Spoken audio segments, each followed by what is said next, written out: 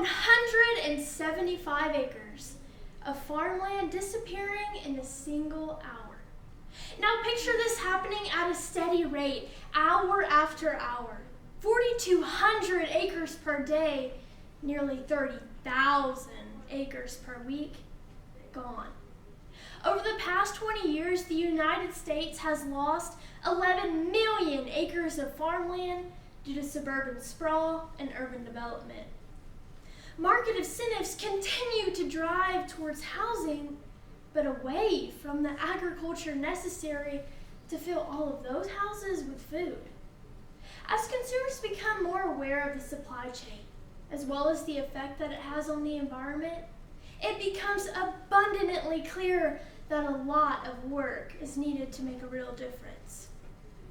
Urban farming seeks to minimize the carbon footprint associated with mass production and distribution by localizing produce supply. The concept also seeks to make healthy and affordable food accessible to those who need it, addressing issues of urban food insecurity.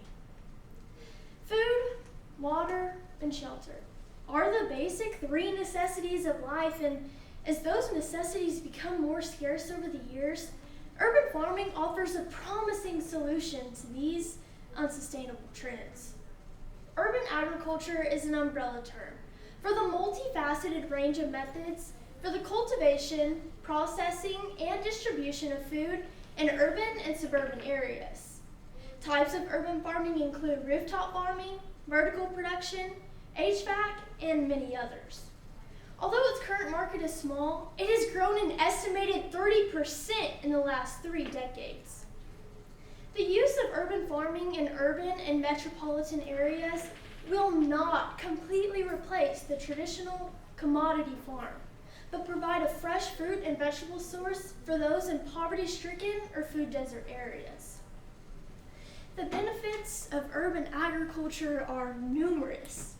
Vertical and small-scale farming supported by hydroponics uses dramatically less land and water than traditional agriculture. Instead of the traditional horizontal practice, urban farming tends to proceed vertically, therefore creating green spaces in highly populated areas. Additionally, urban farming has the very important advantage of proximity. By cultivating crops significantly closer to end consumers, it eliminates the vast majority of transportation needs. The proximity of a Houston rooftop farm allows those who live in the building to contribute to the farm and then reap the rewards of their hard work through fresh fruit and vegetables. Not only does urban farming benefit small communities, it also benefits vegetable farmers using urban farming initiatives. Gunderman Acres, a small-scale vegetable farm in Glen, Flora, Texas, utilizes greenhouses with HVAC systems to keep their strawberry and cucumber crops from dying in cases of natural disasters. In a conversation with Mr. Garrett Gunderman, he attested to the fact that transitioning from horizontal practice in dirt to vertical production in greenhouses has saved him and his operation thousands of dollars. Together, these advantages can drive significant progress towards food insecurity and food justice throughout the United States. Today, nearly 1 in 8 American households experience inadequate food supply at some point throughout the year, and an estimated 45 million Americans are affected by food insecurity. Food insecurity disproportionately impacts low-income and impoverished people, along with other historically marginalized communities and inner cities. Urban farming can help reduce these disparities by providing affordable food and, most of all, making it accessible to those who truly need it. In this light, it becomes clear that urban farming can address several of the most salient challenges facing American and global society today: disappearing farmland, climate change, and food insecurity. The prospect of a sustainable agricultural system in the U.S. will hinge on collaborative efforts from public and private sectors, as well as the engagement of the communities that they serve. Given the urgency of the problems that urban farming can solve, these should not be viewed as obstacles, but as opportunities. Local, state, and federal government agencies should aggressively ramp up their funding to draw researchers, innovators, and farmers into urban farming markets. Food justice advocates should continue to build grassroots awareness and support for sustainable farming in local communities. And finally, we as agriculturalists must respond to the ever-heightening land crisis by investing in the transition to this more sustainable system.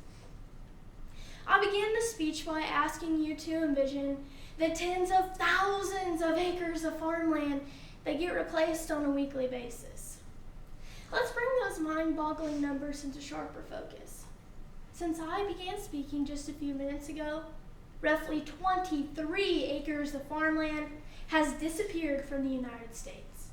That's enough to produce nearly 3,000 bushels of corn. Now let's set aside the statistics and zoom in a little bit further. Picture a family living in precarity in inner city Chicago. 2 young children go to bed hungry in their 1-bedroom apartment. Their single mother is exhausted after working 2 jobs, but she lies awake worrying about groceries and rent.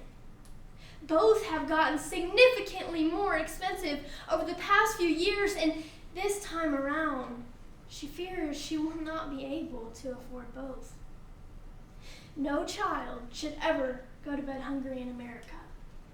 This family deserves a chance. This family deserves an opportunity to urban farm.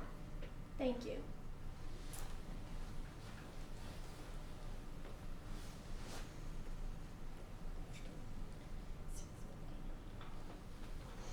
Very good job. Thank you. Take a deep breath. So I live in an urban city, okay? All right, and I'm ready to do this. You have sold me that I need to do this because I'm that single mother. No, I'm just joking, I'm not. But let's say I'm that single mother, okay? So where do I go to get resources to be able to do this? Because I have no idea. I do not have a green thumb. I've never planted anything my entire life. So where do I go? I understand, I relate to you. I don't have a green thumb either, to be honest.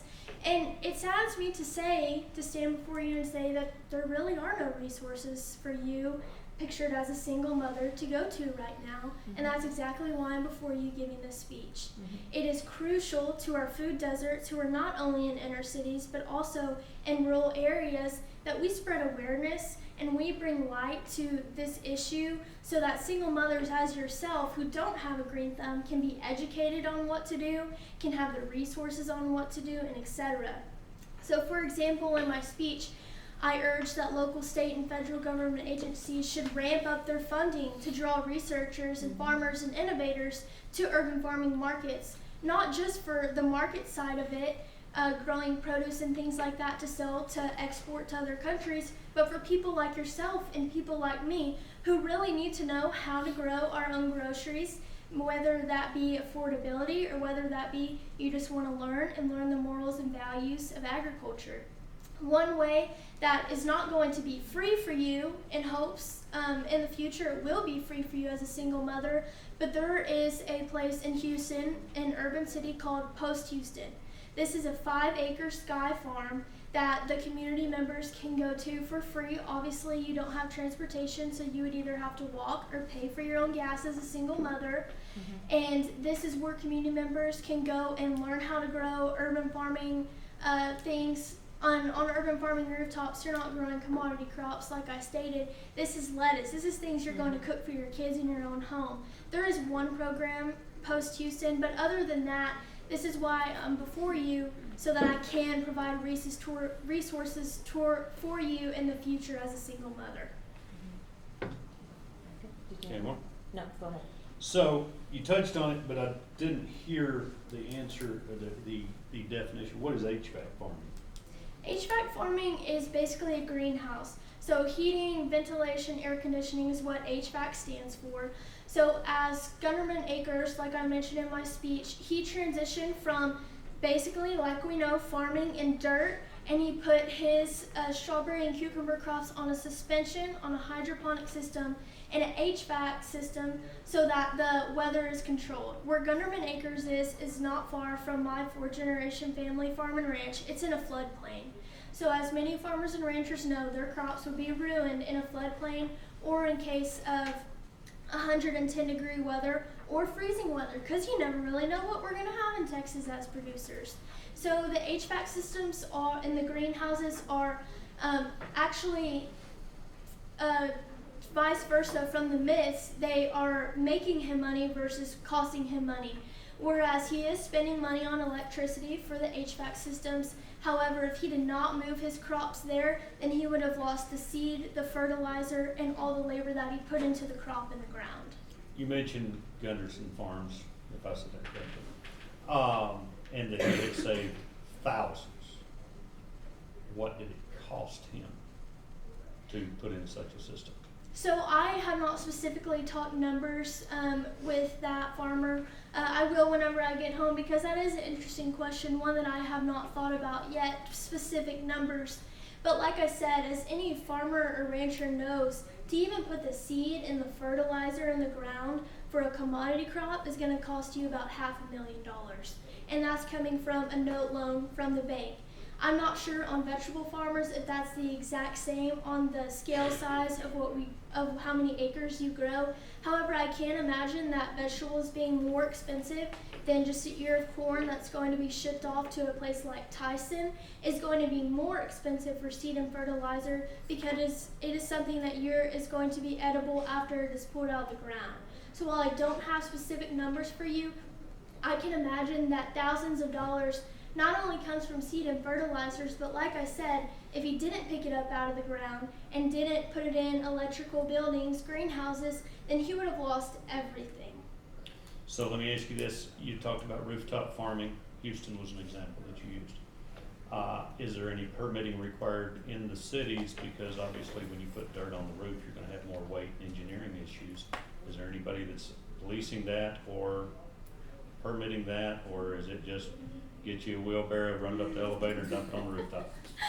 Well, I wish it was that, and like I said, to answer her question before about the resources, there really is none. There is no implementation of policies because there's a lack of education surrounding urban farming, and especially in cities like Houston and Dallas, the hot spots of Texas, which we need to bring light to. So no, sir, there is no policies on the infrastructure, how the weight would affect the building. That would be building by building, but depending on who owns it or if it's city regulated. However, I predict as we move forward and the Sky Farms become more popular, that there will be implementation of policies and will be eventually buildings that are specifically engineered to have a Sky Farm on them. One last question. You said that the government needs to fund the education. You want to expound on what they should be doing? Yes, sir. And what the pitfalls of taking government money to establish a farm may or may not be? Yes, sir. So as we know, the House bill, the Farm Bill of 2018 was passed, and this was for a plethora of things of agriculture. However, urban farming was not really popular during that time. It was not on the up and coming, so it was not included in the Farm Bill. However, I predict in the future that there will be another one when we go back into session in the Texas Capitol that will pertain to urban farming. There are some pitfalls to bringing money to farming, such as negative stigma from the media. However, that's where that lack of education is. People my age, people in the audience, have to truly advocate for what we're bringing to the table here. It's extremely, extremely important to know that we're not going to try to put cotton bales on a rooftop. It's extremely important to know that we're not going to grow things like soybeans or just regular corn that are going to go to a chicken, and then that chicken will be harvested to get on your plate. The rooftop farms are for food deserts, places where there is no fresh fruit and vegetable access, usually in poverty-stricken areas. So I think there are pitfalls to bringing governmental funds to agriculture. However, I believe a lot of those pitfalls are due to lack of education within our lawmakers, within the general public, and things like that. So I believe the benefits outweigh the cost in this situation, and that urban farming needs to be at the forefront of governmental funding. Great job. Where are you from? I'm from Eagle Lake, Texas. Eagle Lake, Texas. About an hour southwest of Houston. And who are you, what chapter club are you representing? I'm representing Wharton County 4-H today. Wharton County 4-H, okay. Very good. Very good. Awesome job. Good job.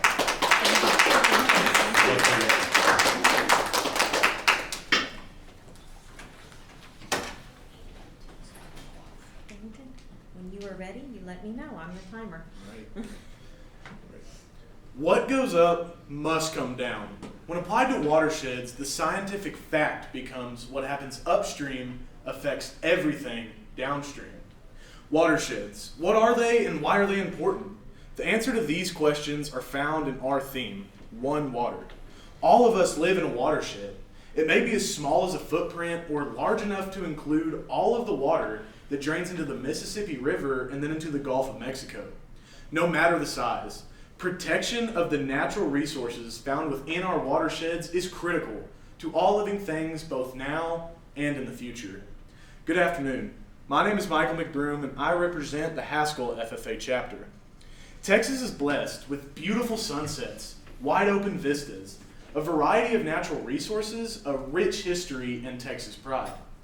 As Texans, we have come to enjoy many benefits that we often take for granted. However, we are still responsible for taking care of our natural resources for the good of all Texans. That is why we need to remember that we only have one water for today and for the future. Watersheds are critical pieces of our water cycle and need our understanding, support, and protection. To begin, let's examine exactly what a watershed is. A watershed is the total area of land that sheds its water into a main waterway. Turn the word watershed backwards and you get shed water. This sounds more like the meaning of the word, since a watershed refers to the total area of land that sheds its water into a main waterway. Everywhere you go, you're in a watershed. Step into your backyard and consider the closest a body of water is to your home. Water is a vehicle by which pollutants from our yards, streets, and farms travel to our waterways. The earth is covered in roughly 70% water, and unfortunately, 40 to 50% of our nation's waters are either impaired or threatened. Therefore, preservation of the land is important because all across Texas, private and rural areas collect most of the rainfall the state receives. It then drains into either groundwater or surface water supplies. As President Lyndon Johnson stated, saving our soil and our water must begin wherever the first raindrop falls. Watersheds sustain life in more ways than just one. According to the Environmental Protection Agency, more than $450 billion in food, fiber, manufactured goods, and tourism depend on clean, healthy watersheds. That is why watershed protection is essential to you and your community. Watershed protection is a means of protecting a lake, river, or stream by managing the entire watershed that drains into it. As John Kitzhaber said, if we do not keep our watersheds healthy, then we have truly squandered our heritage and mortgaged our future. One important tool for landowners is their local Soil and Water Conservation District. The local Soil and Water Conservation District, or SWCD, provides farmers and ranchers with financial and technical assistance to voluntarily put conservation into practice, not only helping the environment, but agricultural operations too. SWCD's approach combines locally led solutions with science and research to help keep our watersheds healthy. Today, urbanization, population growth, and development threaten our Texas legacy of wide open spaces, clean air, and strong economy, all of which depend on watersheds. As the population of Texas continues to grow, new demands are placed on the land, which puts pressure on our natural resources, especially our watersheds. As President Franklin Roosevelt said, "Here is your country. Cherish the natural wonders. Cherish the natural resources. Cherish the history and romance as a sacred heritage for your children and your children's children. Do not let selfish men or greedy interests skin your country of its beauty, its riches, or its romance." Protecting our watersheds is key to protecting this heritage. This is especially true today. Land is a part of our Texas legacy, and our economic foundation is based upon it. Clearly, one of the most important resources found within our watersheds is our soil. Soil is an amazing substance. It is a complex mixture of air, minerals, and water. It teems with life and countless microorganisms. Soil is made of life, and soil makes life. To a Texas farmer, it's where crops grow. To an engineer, it's a foundation. To an ecologist, it hosts communities of living things. To an archaeologist, it holds clues to past cultures. To a city dweller, it nurtures grass and gardens. The list could go on and on, but to all Texans, soil is important. If soil is the skin of the earth because it is the thin outermost layer of Earth's crust, then water is its moisturizer. Like our skin, we can't live without it. And like our skin, it is very fragile and needs proper protection and care. This is called soil stewardship and includes taking care of our watersheds. Important aspects of soil and water stewardship include water conservation, nutrient management, crop and landscape diversity, integrated pest management, agroforestry, and soil and water conservation practices. All of these practices come together to help promote wise use of our Texas soil and to help keep it sustainable for the present and the future. According to Wendell Berry, author of Bringing It to the Table, good farmers, those who take seriously their duties as stewards of creation and of their land's inheritors, often contribute to the welfare of society in more ways than society recognizes or even knows. They produce material goods, of course, but they also conserve land. They conserve water. They conserve wildlife. They conserve open space. They conserve scenery. This should be true of all Texans, not just farmers. I'm sad to say that I fear most of my generation is either uninformed or apathetic about the future of land and water in Texas. Most of us assume there will always be food on the plate, clean water to drink, lakes to fish and boat in, and wooded acres to hunt. We often do not take into consideration the amount of thought, effort, and money that it takes to ensure that Texas land and water is available for not only our generation, but future ones. As President Theodore Roosevelt said, "Of all the questions which may come before us, there is none which compares in importance with the great central task of leaving this land even a better land for our descendants than it is for us." Not only does what goes up comes down, but what goes around comes around. Or better said, you reap what you sow. All of us must do our part to help keep our watersheds healthy, or we will reap a whirlwind of loss of crops, clean air, and strong economy. In our state song we sing, "God bless you, Texas, and keep you great and strong, that you may grow in power and worth throughout the ages long." To help keep Texas great and strong, we must all do our part to protect our watersheds, and remember that we only have one water. Through proper land and water stewardship, we can help to ensure the health of Texas today, tomorrow, and for the ages to come. Thank you.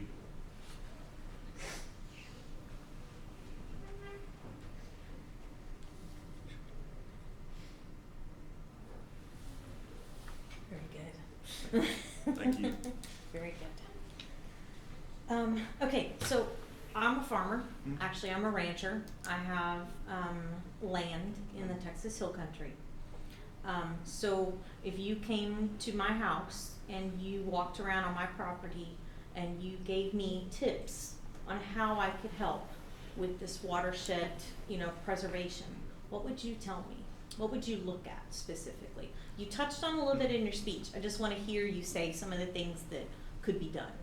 Well, I think one of the most important and influential things that any farmer and rancher can do to help with their water situation is to look at where they're spraying their pesticides or herbicides, what have you. When water is running, it picks up all of these deadly and possibly harmful chemicals that get to our water supply. And this causes problems for not only us, but for the animals that you're raising and for the animals that anyone downstream of you is raising. Secondly, I would look to see if you have any natural things that are blocking your flow of water. This can greatly affect the soil health as well as grass and other plants that might be growing if that water weren't blocked. So those are the first two things that I would look at for anybody if they were wanting to improve how they take care of their water. Are there any resources, me as a farmer or a rancher, in the Texas Hill Country, for example, that I could access that would help me with water conservation on my watershed on my property? Like, in other words, is there any government sponsorships or any kind of resources available to me? Well, the first thing that anyone should do is go to their local soil and water conservation district. These are often the most humble and down-to-earth people that are in your county, and oftentimes they're very helpful. However, agencies like this are often underfunded, and this is why I think so little education is being spread about the seriousness of this issue, because agencies like soil and water conservation districts, or even the EPA, are having lack of funding and they can't spread their message. But these are really helpful organizations that will help you to take the first steps to making your water and your land healthier. So let me ask you this, who regulates surface water in the state of Texas?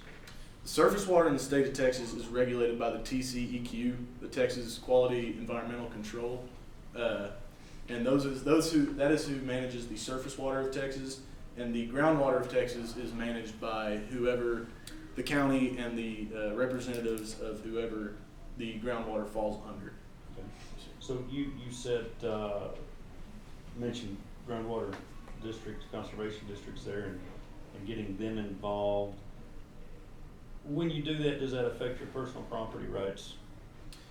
I'll say this, it can affect your personal property rights, but the only way that I think it really realistically could affect your property rights is if you were committing serious violations, say that's overuse of pesticides or herbicides, or if you're blocking naturally flowing water, or just polluting a river that runs not only through your property and maybe borders other people's property or other counties.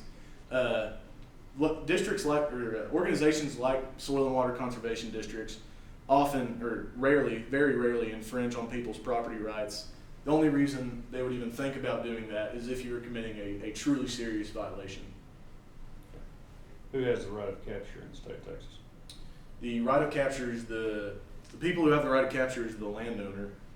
Okay, so if I'm a cotton farmer in West Texas and I want to irrigate my cotton, who regulates how much or how little I can use and when? Your county's Soil and Water Conservation Board. My family actually in East Texas, they own some property and they want to irrigate some of their crops, but there's a lot more regulations in their county. So they actually began pumping water from land that they own in a bordering county whose regulations are a lot less strict. And so there are workarounds, but some counties are more or less strict with their rules. So a moment ago you said that unless I was committing an egregious crime of land and water, that Soil and Water Conservation District really wouldn't affect my property rights, but now you just answered and said that they would regulate how much water I used.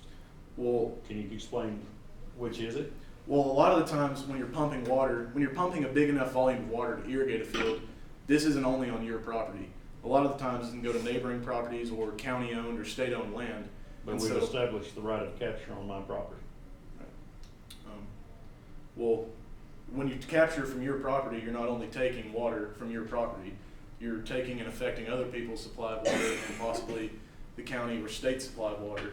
So I think the regulations comes down to if it's affecting only you, then property rights and stuff don't become a huge problem. However, if you are infringing on other people's property and taking water from the same creek that is on their land, that's when it becomes an issue. You mentioned that EPA and most water conservation districts are underfunded. Do you know what their budgets are? I'm not familiar with their exact budgets, but I can tell you locally, the Haskell County Soil and Water Conservation District, we present to them with our ag issues, and I've presented this speech to them, and they say that they are personally having troubles to reach out and to make change in our community. With the biggest act committed in our county would be pesticide runoff or herbicide runoff, and really they don't have the funds to go out there and to make a change and to cause a difference. And so I can tell you locally from where I'm from, this is an issue. Great job. I see why you made the final. On the timer, so I'm ready whenever you are. I'll start. Being the typical teenage boy that I am, there really isn't anything that I enjoy more than hunting for that trophy buck, reeling in a nice striper, or cruising in a tractor. All three of these activities have me excited to go outside and enjoy the sunshine, there are some growing factors that are beginning to limit recreational methods in Texas. Good afternoon. My name is Eli Bowie from the Shallow Water FFA chapter. Today, let's take a look into some invasive species. We will see how they are affecting Texas wildlife and ag industries, as well as what we can do to control them now and in the future. So, what was the first thing that came to your mind when I mentioned invasive species? Was it bugs? Fish? Maybe mold?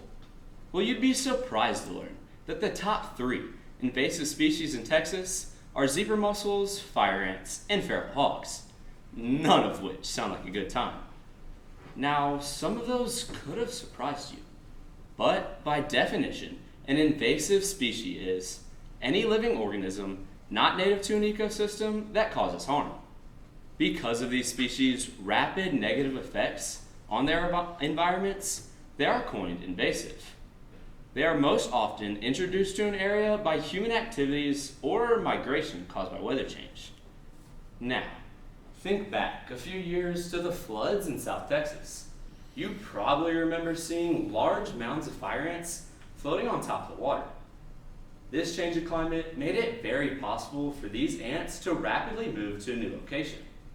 Once in a new ecosystem, they were able to adapt and reproduce very quickly because the native species had no means to defend against them. Solenopsis invicta, or fire ants, have proven to be very detrimental to Texas agriculture. Many farmers have seen these ants destroy their equipment, from chewing through electrical and plumbing lines in irrigation systems to clogging and damaging harvesting equipment. These tiny pests have proven relentless. Further complicating production, these ants can easily harm a variety of different production crops, such as corn and soybean. Ironically enough, they help other insects, such as aphids, survive, leaving crops to be riddled with insects. Also, they feed on the buds of these crops, making it impossible for a farmer to get an efficient yield. Now, if you're like me and you enjoy spending your sunny days out on any body of water, I know you've heard of zebra mussels. In fact, they are currently trending as the #1 invasive species in Texas.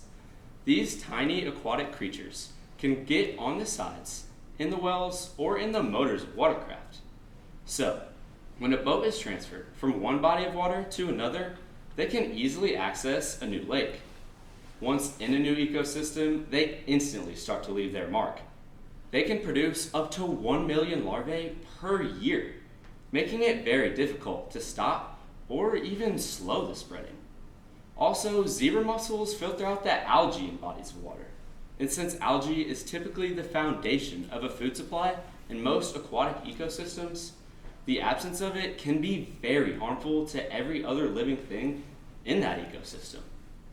Now, those last 2 probably don't come as much of a shock, but the 3rd top invasive species is leading to an uptick in recreational activities for Texas hunters.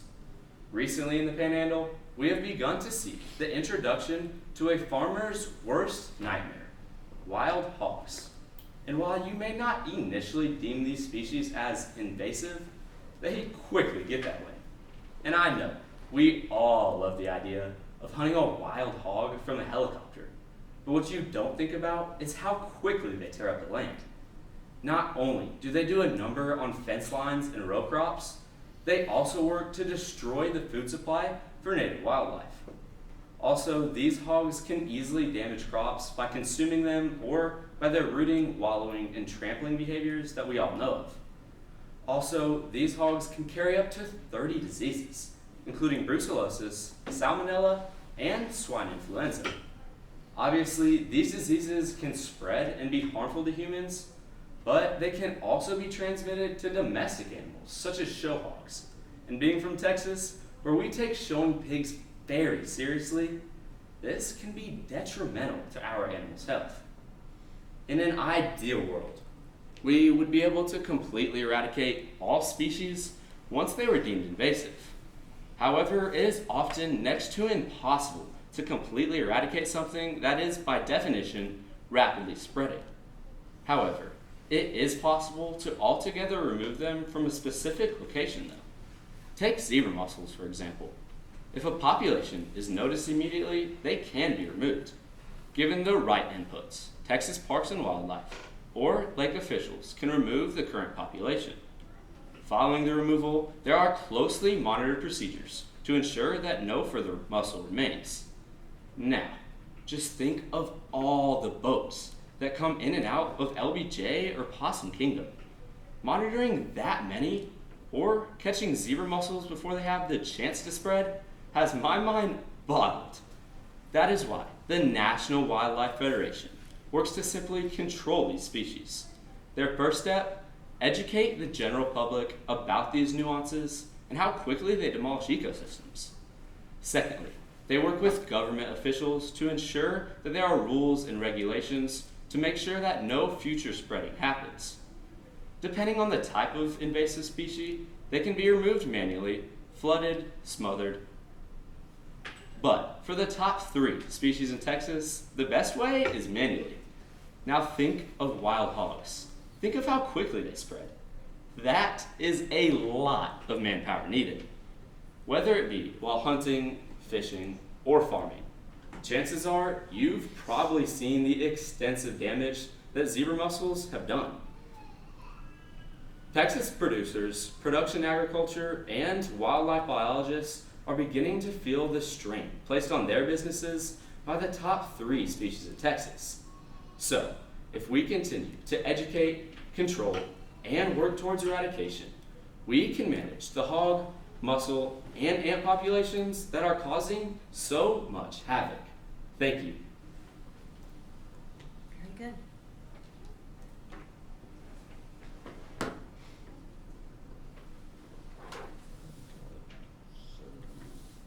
Very good. Okay. Interesting topic Yes, ma'am. and a lot of different areas. So I have a couple questions. Okay, so first of all, you mentioned all the things about fire ants. Is there anything positive about a fire ant? Yes, ma'am. In Texas, we have seen that fire ants can control other species that are affecting crops worse than they do. For example, they can manage and really kill off any other insects that are bad that can affect a Texas crop worse than they do. Okay. I know, for example, like in the state of Texas, ticks Right. are not as much prevalent, or chiggers even, because of the fire ants. So Then it's I'm just- moving into fire ants. Yeah. I didn't say it was a catch-all. I'm just saying. So I own a boat, and I see the poster. I'm driving down the highway. I see Right. the poster up on or whatever. What other education things do you think are needed? Does that make sense? Yes, Or what proposals do you have to help me stop putting my boat and not washing it off and doing the things that I'm supposed to be doing?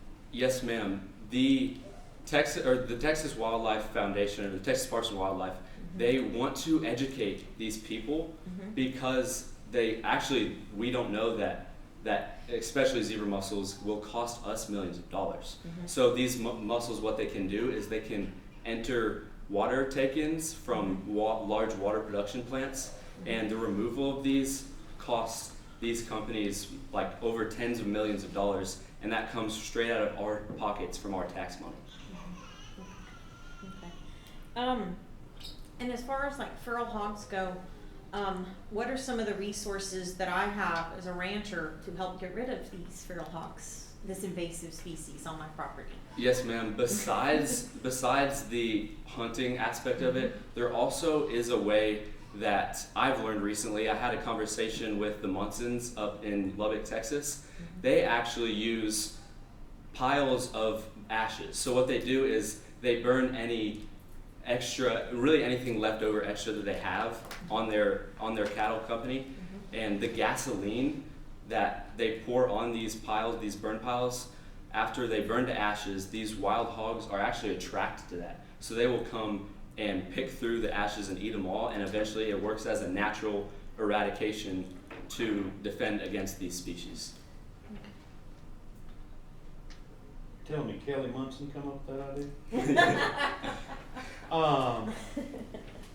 So, to go along with what she said at first there, you gave 3 depressing topics but no solutions, and I don't know that there is a solution.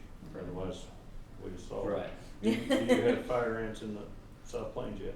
Yes, sir. We've seen the fire ants since the 1950s, really. We've seen the red imported fire ant spread west. Recently, with the Hurricane Harvey that hit Houston, South Texas areas, the floods from that hurricane enabled these ants to rapidly move north. And the Texas A&M AgriLife Extension Office has now found fire ants in 21 out of the 33 counties in West Texas. The counties that they've found Up these on the ants Cap Rock. in. So, Up on the Cap Rock? yes, sir. The counties that they have found these ants in are now currently held under a USDA quarantine to slow the spreading of them. What does that quarantine do? So, yes, sir, the USDA quarantine regulates any shipments or really any vehicles, anything going in and out of an infested area. They'll send an official out to inspect vehicles, inspect anything that is leaving the area to make sure that there's no ants or mounds anywhere in the actual vehicle that's leaving, and so that those ants can't quickly move to a new location. So you're telling me that when trucks pull up to the Walmart distribution center in Plainview, there's somebody seeing if they got fire ants on? Well, it's when they leave the product or whatever the production plants that they leave from. The vegetable farms and things of that? Yes, sir. Cotton farms? Yes, sir. Okay, all right. Feral hogs. What are you gonna do about them? Really, in my opinion, I think that we need to schedule more hunts because they were introduced into Texas in the 1930s by ranchers and sports hunters for hunting. So in my opinion, obviously they've spread more rapidly than we can control, but I think the best way to control these wild hogs is to hunt more. Let me ask you this.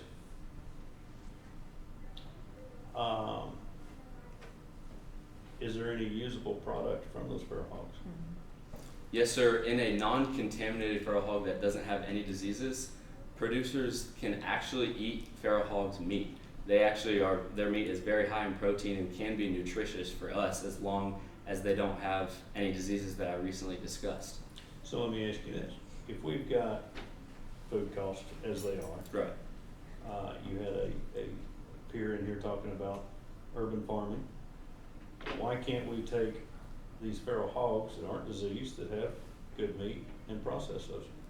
Yes, sir. It's because And give them to low income areas? Right. It's because of the lack of people in Texas that have a hunter's license. So to hunt these wild hogs, you have to have a hunter's license, and because we really don't have many people, then that's really the main reason on why we can't take this product that they have and use it for our good.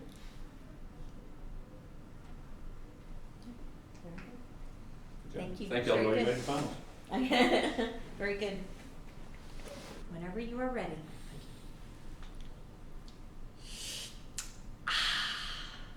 Water. One simple word, 2 short syllables. 3 atoms connected by covalent bonds to form the single most important substance on this planet. It is so intelligible, but yet so complex. Something that many of us take for granted each and every day. When we wake up in the morning and we turn on the steaming hot shower with little to no thought given to it, then we go to the refrigerator, bust open a cold bottle of water. Water is not only the basis of all life, it is ingrained into our day-to-day routines. Water is as pop culture as it gets.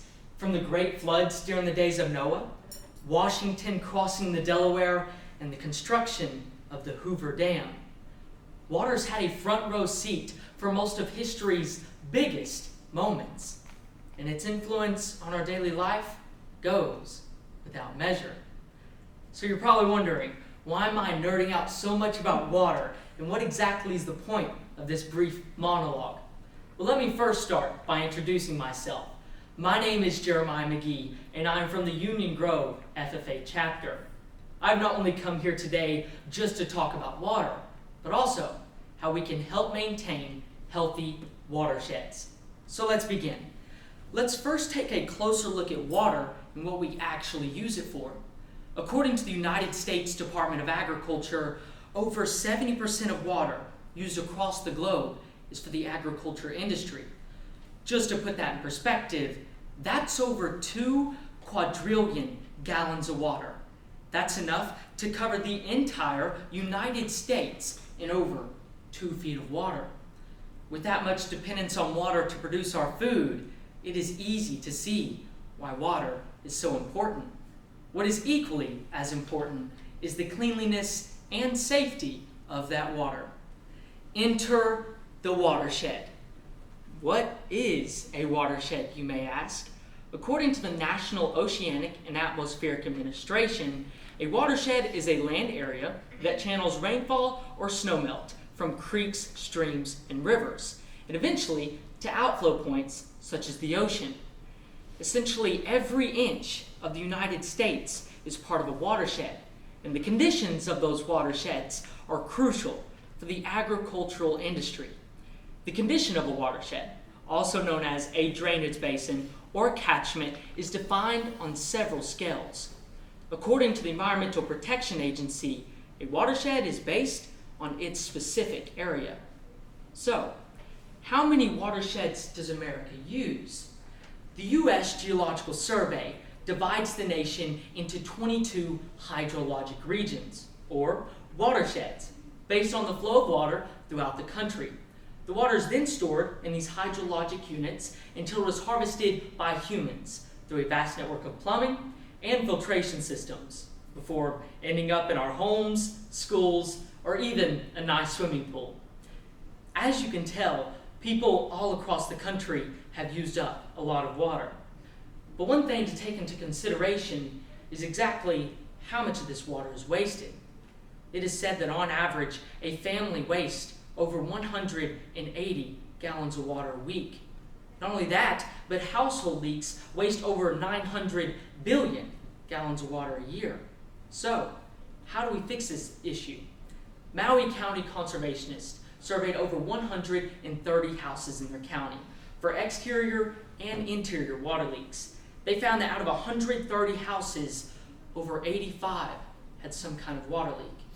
I feel confident that if we were to expand this data to a nationwide population, we would get the same result. We can fix this issue by implementing some easy tasks, such as taking shorter showers or checking throughout your home for water leaks. Easy tasks such as these can save more water than ever before. Another critical point in saving water is making good drinking water from watersheds. So, how do we do that? The first process of this is called coagulation and flocculation, which are chemicals added to the water which bind with dirt and smaller particles, forming larger particles called floc. Secondly, the process of sedimentation filtration. The floc is heavy, so it settles to the bottom of the tank, and then clear water on top passes through chambers composed of sand, gravel, and charcoal.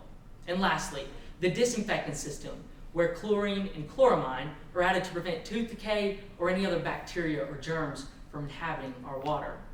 As you can tell, water conservationists take great measures in ensuring that our water is healthy and sustainable to drink.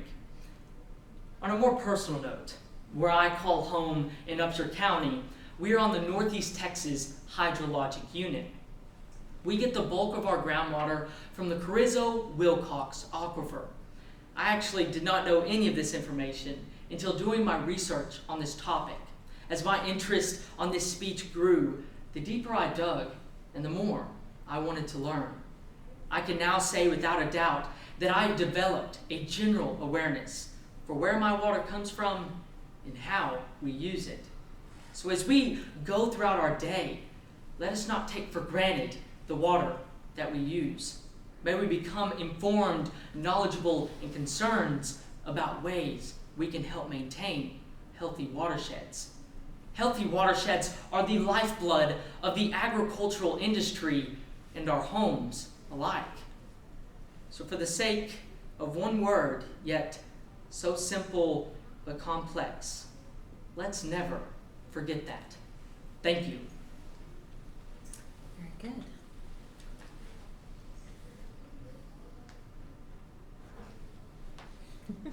Very good. Thank you. Okay. Interesting topic and very good. Thank you. Very good. Very good. So I'm a consumer Mhm. and I'm a woman. And I like to You don't take have to be long- today. I don't have to be. Okay, thank you.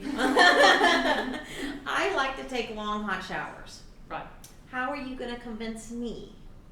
Does that make sense? That Right. I make, one person makes the difference for reducing this, helping with water. So how are you going to Right. do that? So convince me. Yeah, so as we look at showers, okay, and we look at how many minutes a person takes a shower, the average is about 30 minutes, okay? And so if we were just to take a 15-minute less shower, we can actually save up to 10 gallons a minute, and that is proven, okay? And so as a person, we can make our footprint on this earth by saving water. And that's exactly what I found out through my information. And that's exactly why I'm standing in front of you today, is because of the fact that I didn't know this. And so for you to ask that, it's very exciting for me to explain to you why we should save water. And that is because there are watersheds all across the earth. Like I said, every inch that counts for a watershed on the United States. And so we are a part of that every inch and making that part better for every piece of this earth. And so I believe that that is exactly why we should save water, whether that be in our showers or even our toilets, which actually accumulate over 30% of our waste every year. And so just because of those, I see the difference and the impact as I tell others about why they should save water, because every toilet paper you flush actually wastes 5 gallons of water. And so it just matters in different scenarios, and I believe that for the American people to know exactly why you should save water. Thank you for asking that. You're welcome. Good answer. Thank you. And I don't take very long showers. I just wanted that on the camera. I just wanted that on camera. And I can't say that of my other family members, but me, I'm usually pretty fast. I do have a question. You mentioned something about, how much water, the leaks in the study that was done in those homes. Like, how much water was really, did it even say in the study, like, how much water were they really losing with these leaks? You mentioned the number of leaks, and Right. 85, I think it was 85%, right? You said Yes, that 85 out of 130 Okay, right, houses. okay. But how much water was it? I'm just curious. Did they even know or estimate or anything? I was just Right, curious. so as my information on this actually come from my Gilmer Water Conservation District that they Right. got from other districts. Right. And so what I can estimate though is not exactly that personal situation, Right. but I can tell you that in regular household homes, they waste 80 gallons of water a day without even knowing, and people waste about 20, just one person. Right. And so as we look at homes that can depend up to like 100 gallons of water a day to even 180 gallons of water a day. And so I believe it was somewhere in that range, which then comes up to accumulate to 900 billion gallons of water wasted through leaks and different things. I know that through sprinkler systems, through like just one hole in a sprinkler system can waste 13,000 gallons of water within a week. And so it just really depends on exactly what homes were evaluated in that situation. Right. And so, but I believe for the American people and for every household person, they should know that it's about 80 gallons of water a day. Yeah. Sounds like to me we need more plumbers. We may need more plumbers in the future to fix all these leaks. Anyway, and I think that's all that I have. Okay. If you wanted to ask some questions now. Well, last month I put a brand new well at my house. I'm taking long showers. You cut yours down. I'm gonna keep mine. Let me ask you this: how much is a quadrillion? A quadrillion? Yes, sir. Alrighty, so as we look throughout the United States, and we I'm see looking for a mathematical answer. Tell me what a quadrillion is. how much a quadrillion is Yes, sir. in water form.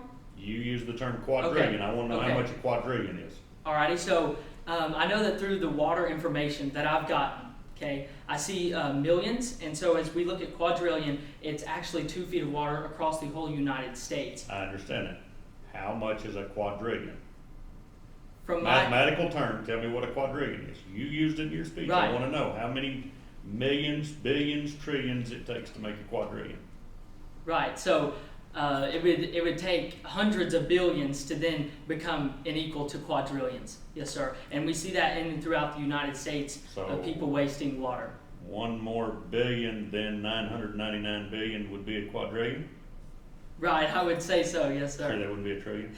Sorry. Sure, that wouldn't be Oh, a that trillion? is a trillion. I'm sorry. Yes, quadrillion. Okay, so trillion, so over 100 trillions. That would be about 999 That's right. trillion plus one would be a quadrillion.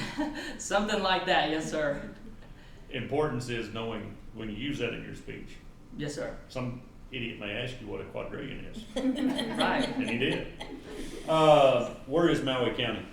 Yes, sir. It's actually a little bit. It's about 200 miles northwest of us. Okay, and so it's a little In bit. Texas? Right, yes, sir. And it's below Lubbock. And so as we look at mathematical terms and everything, the numbers they used, we see that Maybe I'm that area pronouncing was it wrong. affected. What did you call it? What county did you call it? Maui County. Maui, like Maui, Hawaii? I don't really know of Maui, Hawaii, but I don't know how that's spelled, but I know it's with a Y. And it's south of Lubbock? Yes, sir. Okay. Tell me a little bit about your opinion or what you have found in your due diligence and research in regards to pro and con of rainwater harvesting. Right, yes, sir. As my SAE is actually gutter systems that I do with my dad, and which is a paid placement. And if you don't know, an SAE is a supervised agriculture experience. And so what we do with rainwater is we actually do these water conserving barrels, which you can find on my Instagram, called Water We Use, where I advocate for water consumption to be conserved. And so one thing that a water barrel does is, I'm actually a pro of it, very much so. In about 2021, we had a bad drought in my area, where my garden was actually drought, and we saw that my tap water ended up killing my plants. And so one thing that I did was I used that rain barrel system and transplanted it straight into my garden. And so that's exactly what I did, and I ended up being able to make those plants a little bit more alive. They may not have produced like I wanted them to, but rain barrel systems are what I do just about every day. And if you go on my website, you can actually find that at Home Depot or anywhere. Thank you. Very good. I see why you made the finals. You did great. You did a Thank very you good very job. much. Thank you very Sorry much. about the question about quadrillion. It's okay. Thank you very much. Thank you. Live and learn, brother. Honeybees serve as a vital part of our daily society. The small insect pollinates many of the foods that we eat daily. Without honeybees, we would practically starve. I mean, come on, we've all seen the bee movie. Unfortunately, apiarists have seen a decrease in bee pollinations in recent years. This is due to the notorious colony collapse. But the major question lies at hand. What exactly is colony collapse? Growing up as a beekeeper, I've had my fair share of experiences of the hardships that bees go through every year.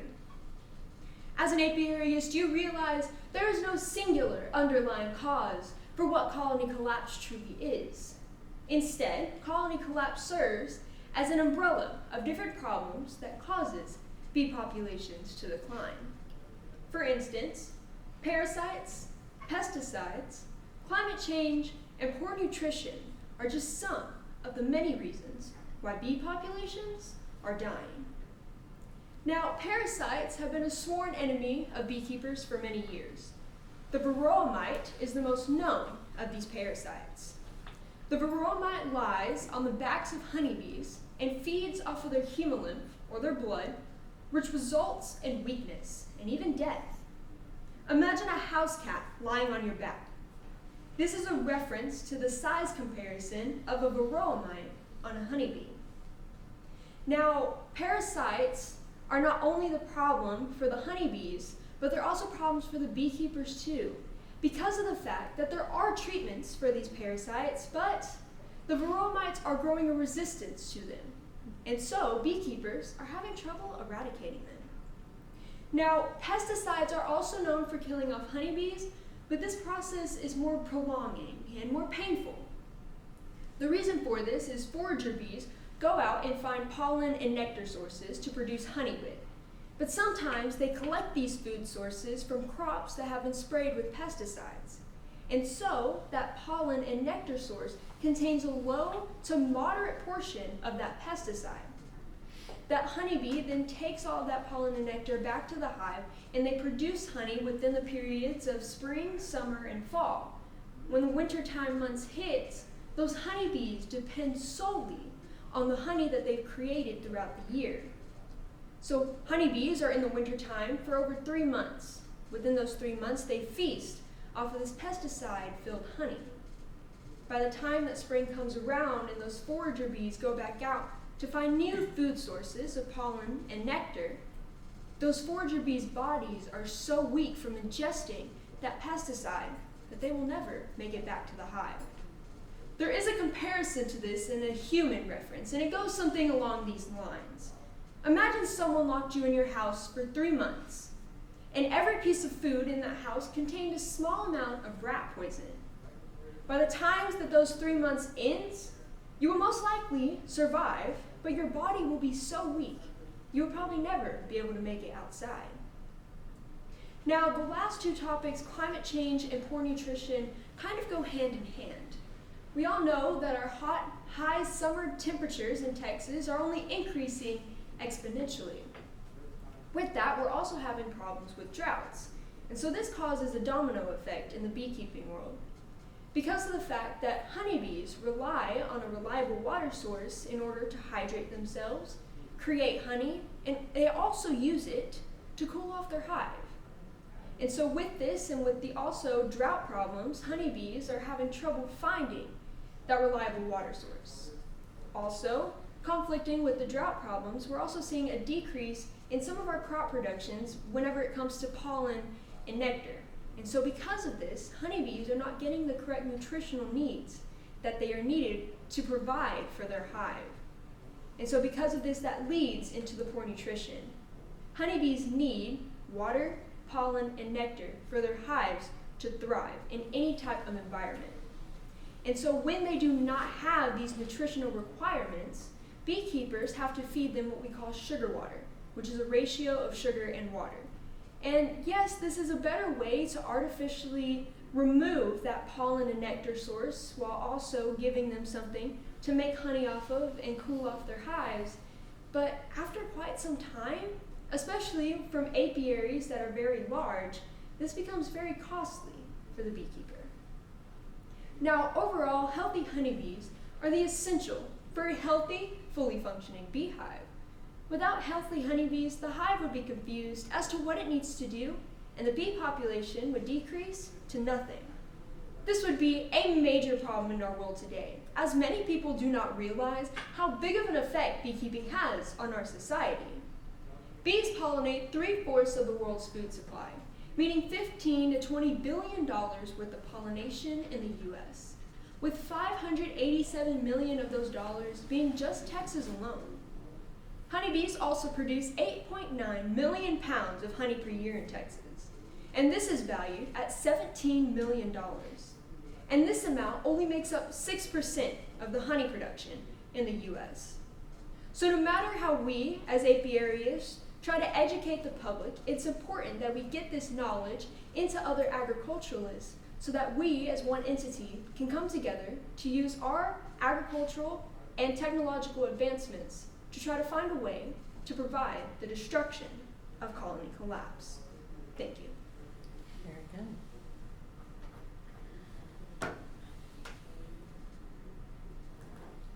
Before she gets started with questions, who are you?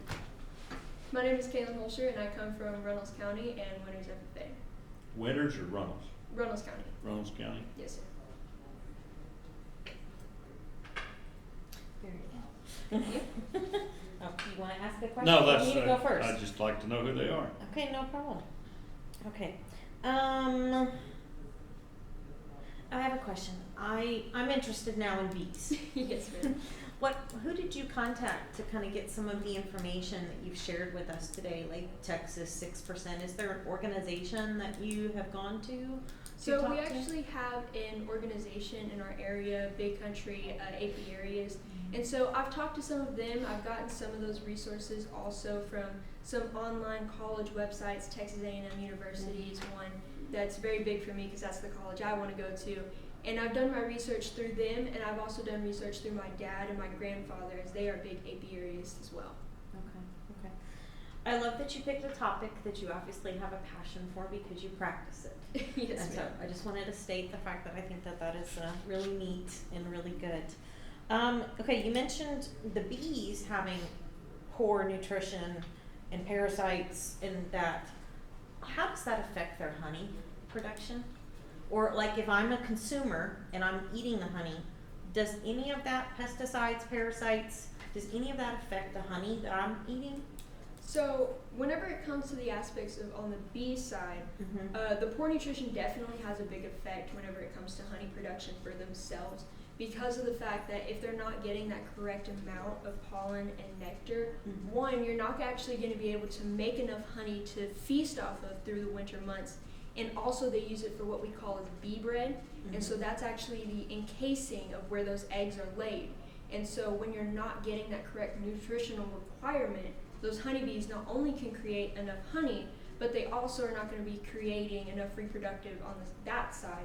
When it comes to human consumption, poor nutrition, it's not necessarily going to affect humans because of the fact that it's really going to only affect the producer. Right. Because they're not actually going to be able to extract that honey for human consumption. The only colony collapse effect that has an effect on humans is pesticides, because of the fact that those chemicals like glyphosate is actually in that honey, and that is very dangerous for human consumption.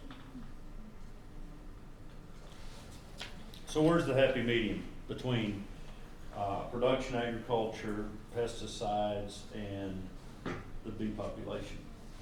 So within the happy medium, it's definitely a controversial, debated thing because of the fact, like for instance, on the pesticides, there's a big debate between farmers and apiarists for certain things like cottonseed GMOs. And so the fact that those genetically modified cottonseed, they're not allowing us as apiaries to get our bees to actually collect pollen and nectar because of the fact that those pods are closed. In the apiarist world, there has yet to be a profound happy medium because of the fact that there's so many different parts of colony collapse that even as we find new studies and we find new ways to prevent pesticide control or parasite control, there's still so many other factors in colony collapse that we as apiarists have yet to find that happy medium. So in the preliminaries, I judged animal science, and there was a lot of discussion on 3 or 4 or 5 different speeches about CRISPRs and editing the DNA of an animal to result in a desired outcome. Has that been discussed in the bee world that would make it drought resistant to pesticides, things of that nature? There actually has, yes. So there has been more studies done on the genetic research of certain species of bees. So for instance, like Italian and Carnolians, the ones that re-raise, they're more docile, and some of them actually are, if you get a species of breed that comes from an area that's more used to that hot climate, they're doing studies on those the DNAs of those bees in order to try to kind of crossbreed them and find the correct DNA match to make the most ideal outcome of a honeybee that can actually prevent many of the colony collapse problems. They're making a ramen bee.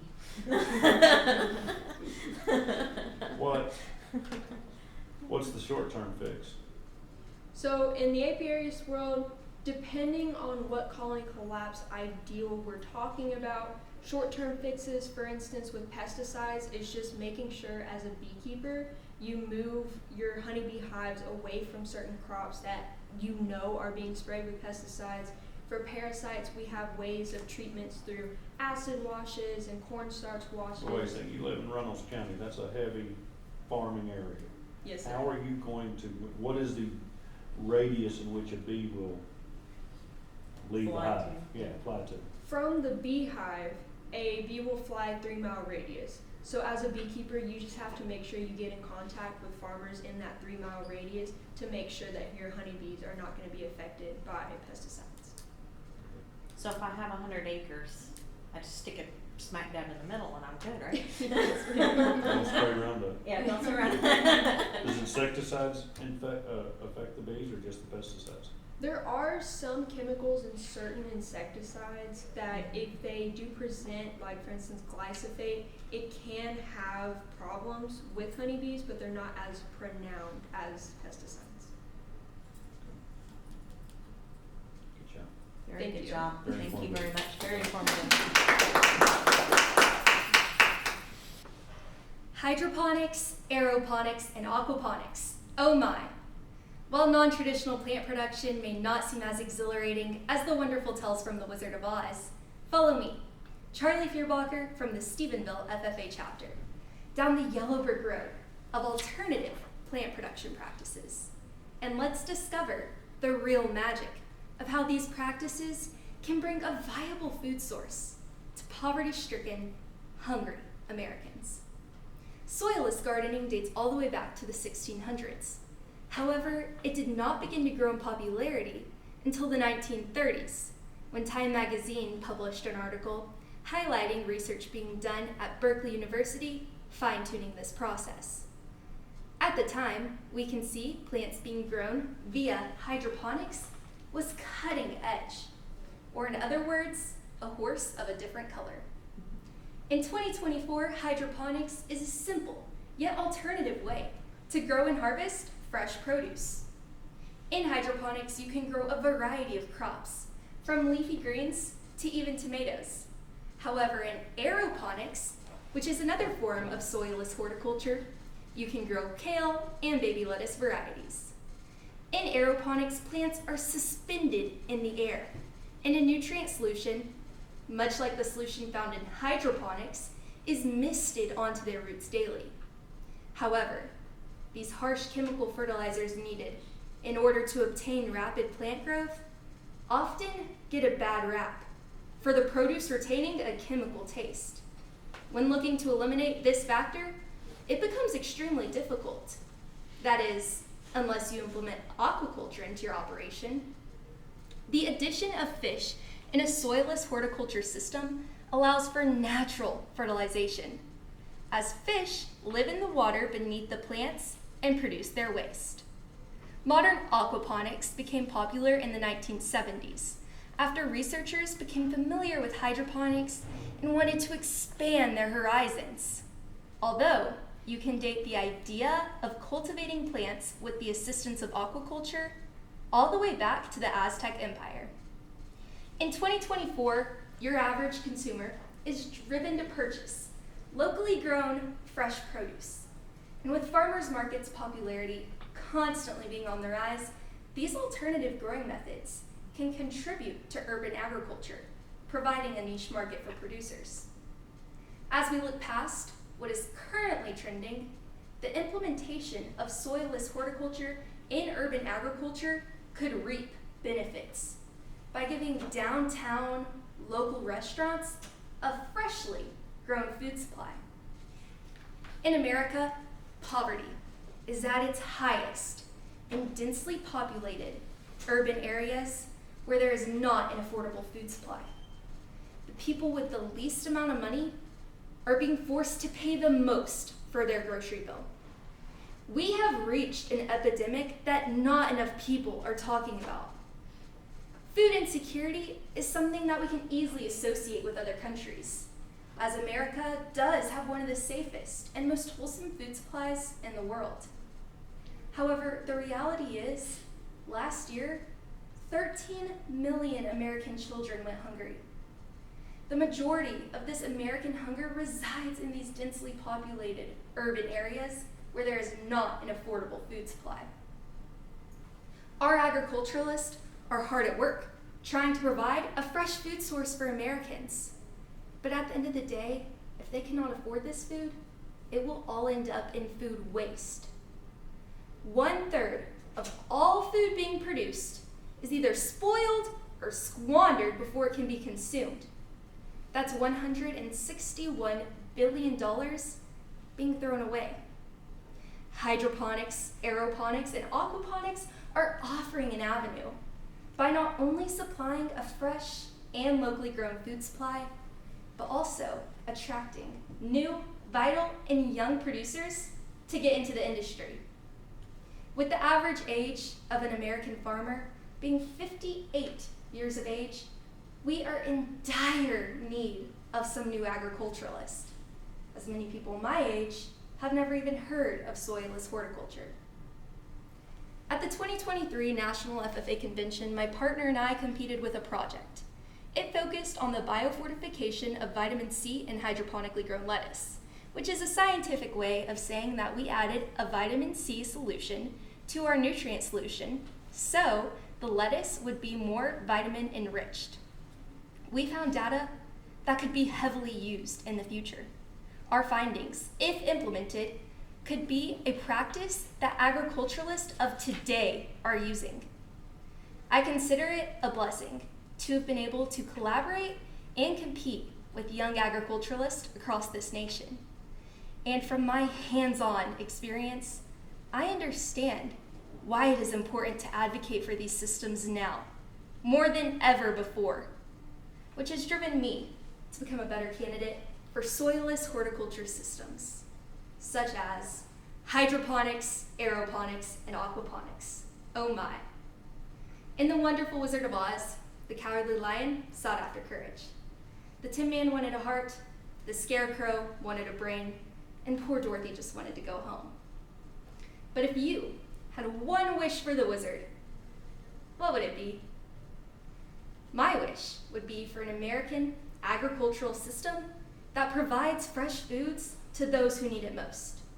A system of sustainability and reliability, because there's no place like home, and there's no other country in the world as dedicated to feeding the world as America. If we walk down this yellow brick road with soilless horticulture systems, we can reach our Emerald City, where our goal to bring relief to poverty-stricken, hungry Americans can be granted. Thank you. Very good.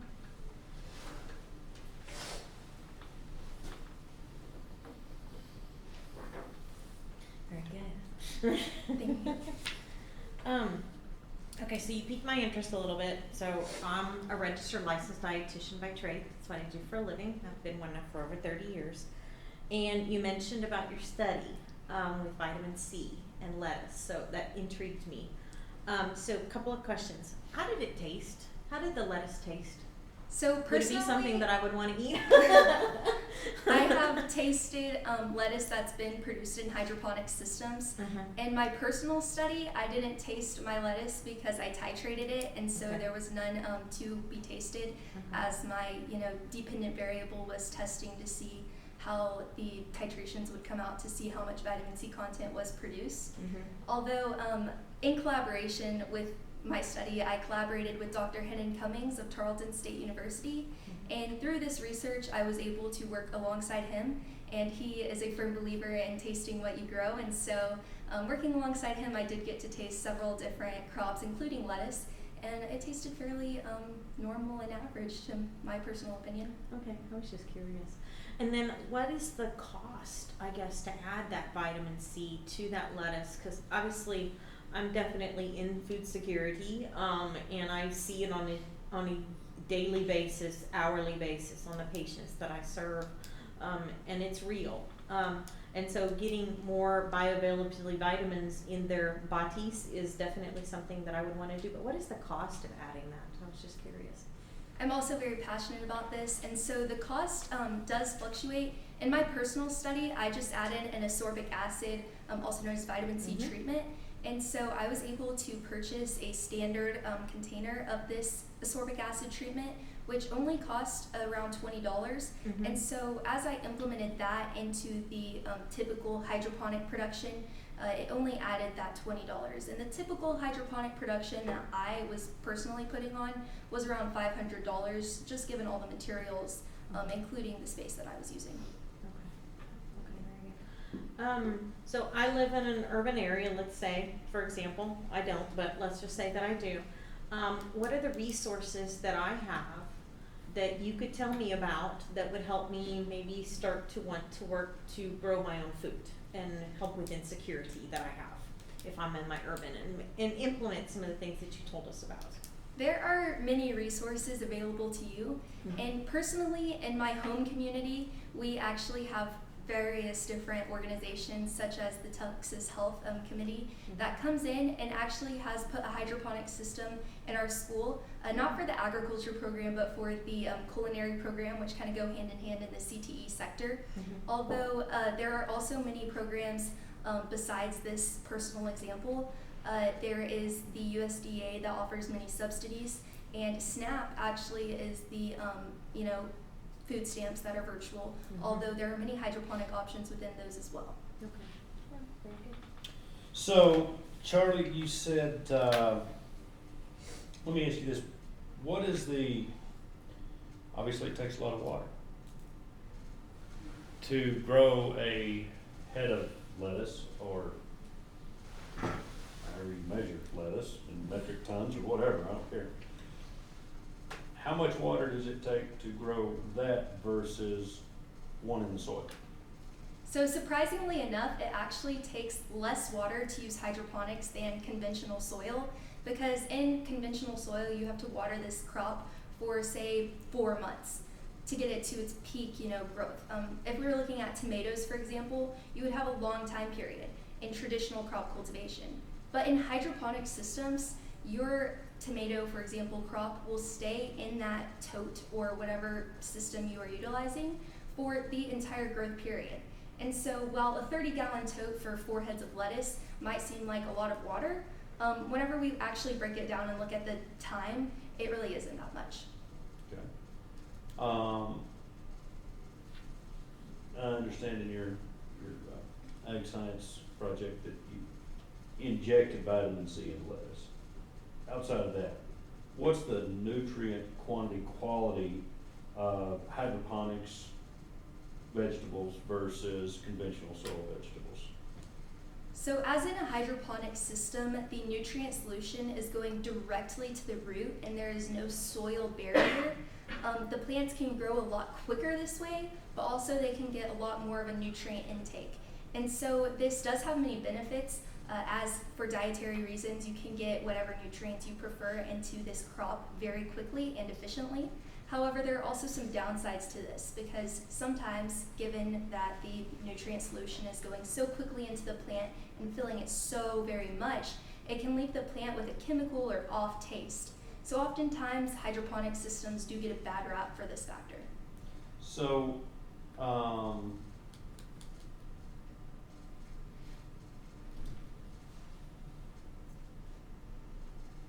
what is the cost for a hydroponic system to grow the equivalent of 100 acres of vegetables in a conventional operation? So you can make a simple hydroponic system for under $30, and this system can provide for 4 heads of lettuce and 30 gallons of water. And so as we look at land measurements, for example, 100 acres, you can definitely produce a lot more with hydroponic systems. And can you please clarify, would you like to know if you had that much space of hydroponics, or are you looking at the production numbers? Well, and I don't know, so you've got an acre of land that produces X number heads of lettuce. Yes, sir. What would it cost to set up a facility hydroponic wise that would do the same? And would it be the same land mass, or would it be less or more? It would actually be a lot less of a land mass. Hydroponic systems are typically vertical, and so this is why they have that great urban effect. And so it would have a lot less physically, although you would be able to produce a lot more, and you would be able to produce more quickly. Okay. Another question. You have anything? Okay. Let me ask you this. Do you see hydroponics being on a production scale, like we have in conventional production agriculture today? I do not at all see in the foreseeable future that hydroponics could replace conventional agriculture. I simply think that hydroponics is the solution to make ends meet. For example, in these densely populated urban areas. Traditional agriculture has a great thing going. The con to this is that to transport the produce from the arable farmlands to the densely populated inner cities has a lot of problems given transportation costs, keeping the food fresh. And so these hydroponic systems are really beneficial in these areas where we don't have a solution. We're running out of land, we're running out of space, but we can grow these vertically. And so I do not at all see them, reaching the same amount of production as the traditional agriculture that we've been using for the past many, many years. Although I do see them playing a huge role in how we feed our growing country. Last question, are you planning on doing something? You've got your Lone Star degree, so I'm assuming you're a senior. Are you going into this field later or Yes, sir. doing something completely different? I am studying agriculture economics at Texas Tech in the fall, and I have met with several people at Tech, and they actually do have a lot of undergraduate research with their hydroponics facility. And so I have made several emails, phone calls, and connections, and I'm very excited to continue on with that.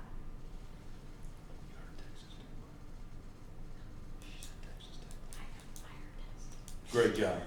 Great job. Thank you. Congratulations. Thank you for your Good time. job making fun.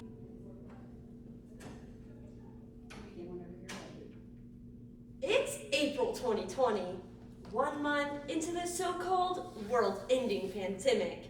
You loathe having to go to the grocery store, but you go anyways because you need water, eggs, and of course, beef.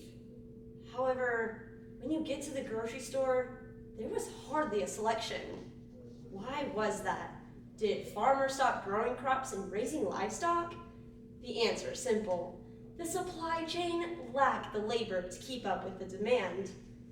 Labor within the agriculture industry is not a new topic of discussion. However, with the rising population, in addition to the pandemic, it's becoming more evident to the naked eye. With the diminishing rural population, less and less young people wanting to work on a farm, farmers across the United States have looked towards bringing labor from other countries through the H-2A temporary visa program. Good afternoon, my name is Hudson Heggie, and I'm a member of the Canyon New Braunfels FFA chapter. Today, I will be discussing the H-2A temporary visa program in relation to the agriculture labor shortage. The H-2A temporary agriculture workers program, also known as the H-2A visa program, helps farmers in the United States fill employment gaps by hiring workers from other countries. Created in 1987 under the Immigration Reform and Control Act, this program allows foreign nationals into the U.S. for temporary or seasonal agriculture work for up to 10 months. This H-2A visa program is managed under 3 federal agencies: the Department of Labor, the U.S. Citizenship and Immigration Services, and the Department of State. Employers must provide H-2A guest workers with transportation, housing, and meals. According to the USDA, the amount of Americans working on a farm went from 41% to as low as 4% from the years 1900 to 1970. Additionally, according to a study done in 2020, there were almost 20 million agriculture-related jobs in the United States. However, direct on-farm employment was only 4%. As stated before, the H-2A visa program allows U.S. employers to bring in foreign nationals for temporary or seasonal agriculture work for up to 10 months. However, this program does present some challenges. There are 3 main issues concerning the program today. This process is slow-moving, complicated, and expensive. According to the American Farm Bureau Federation, the H-2A visa program provides less than 4% of workers needed in agriculture. and 72% of growers reported that workers arrived on average 22 days after the day they needed them. The USDA also stated that the H2A workers have tripled in the past 5 years. However, this has created volume issues within the Department of Labor, State, and Homeland Security. This issue results in a delay with workers. For the apple industry, a delay even as little as a few days can determine the result being profit or loss. The pork industry also takes a hit with the current H2A program. Since this program is only for temporary or seasonal agriculture work, it cannot supply the manpower that pig farmers need on a year-round basis. Additionally, it takes longer to train these foreign nationals, and by the time they are trained, their visa has already expired, and the farmers aren't getting all the labor that they need in these seasons. As you can see, the timing of available labor is out of alignment of the timing for need of labor, which essentially makes it ineffective for the American farmer. As we know, farmers and ranchers have many challenges, like bad weather and proper equipment maintenance.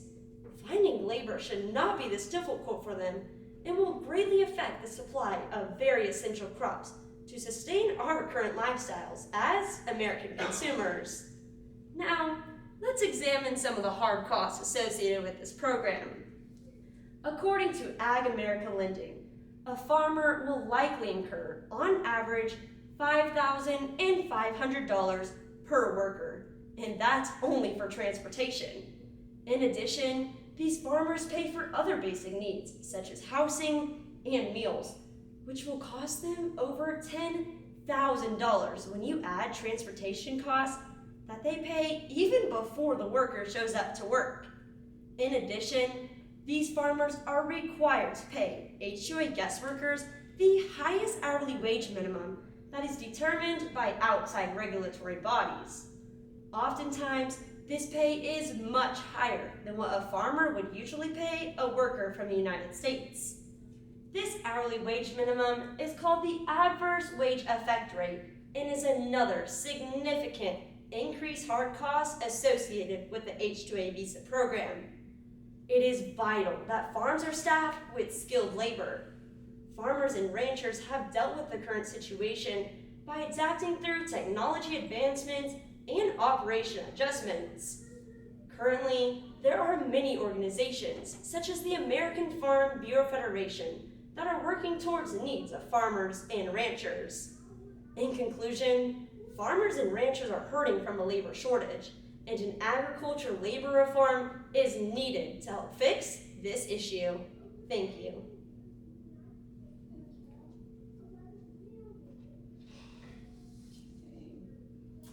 Tell me again when you said this H2A program was put into place. It was created in 1987. Okay, 1987. And is there an expiration date to this? No, ma'am. As it was created in 1987, and there has been recent research that has been going on with this program, it has been research that it is going to continue for a lot of years, as we cannot find labor here in the United States, as we do need labor from these other countries to come help these farmers and ranchers to sustain our current lifestyles, because we're not getting all the help that we need in the United States.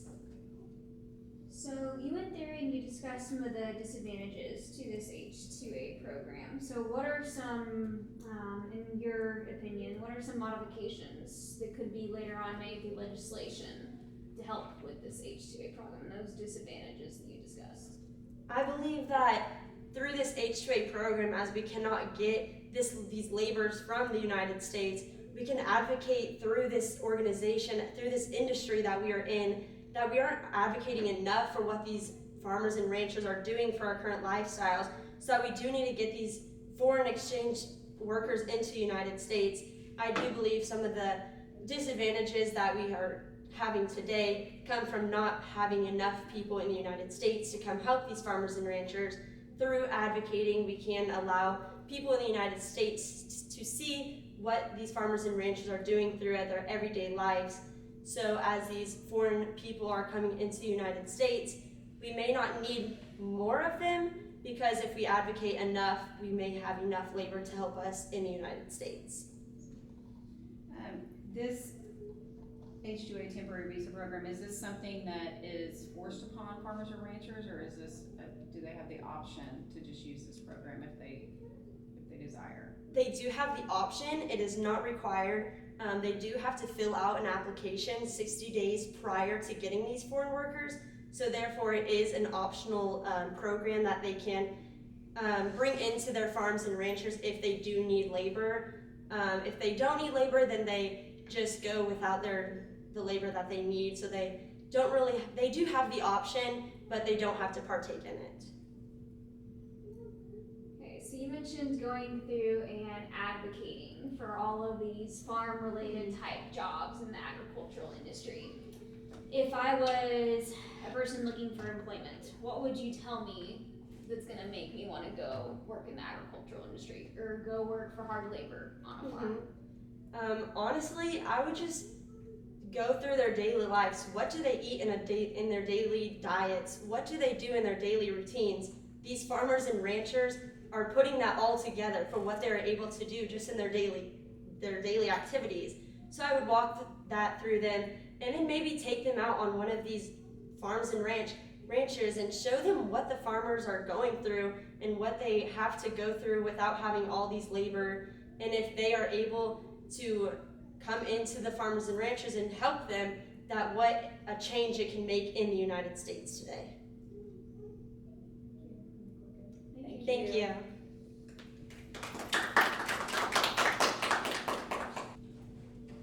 Ariel? Good.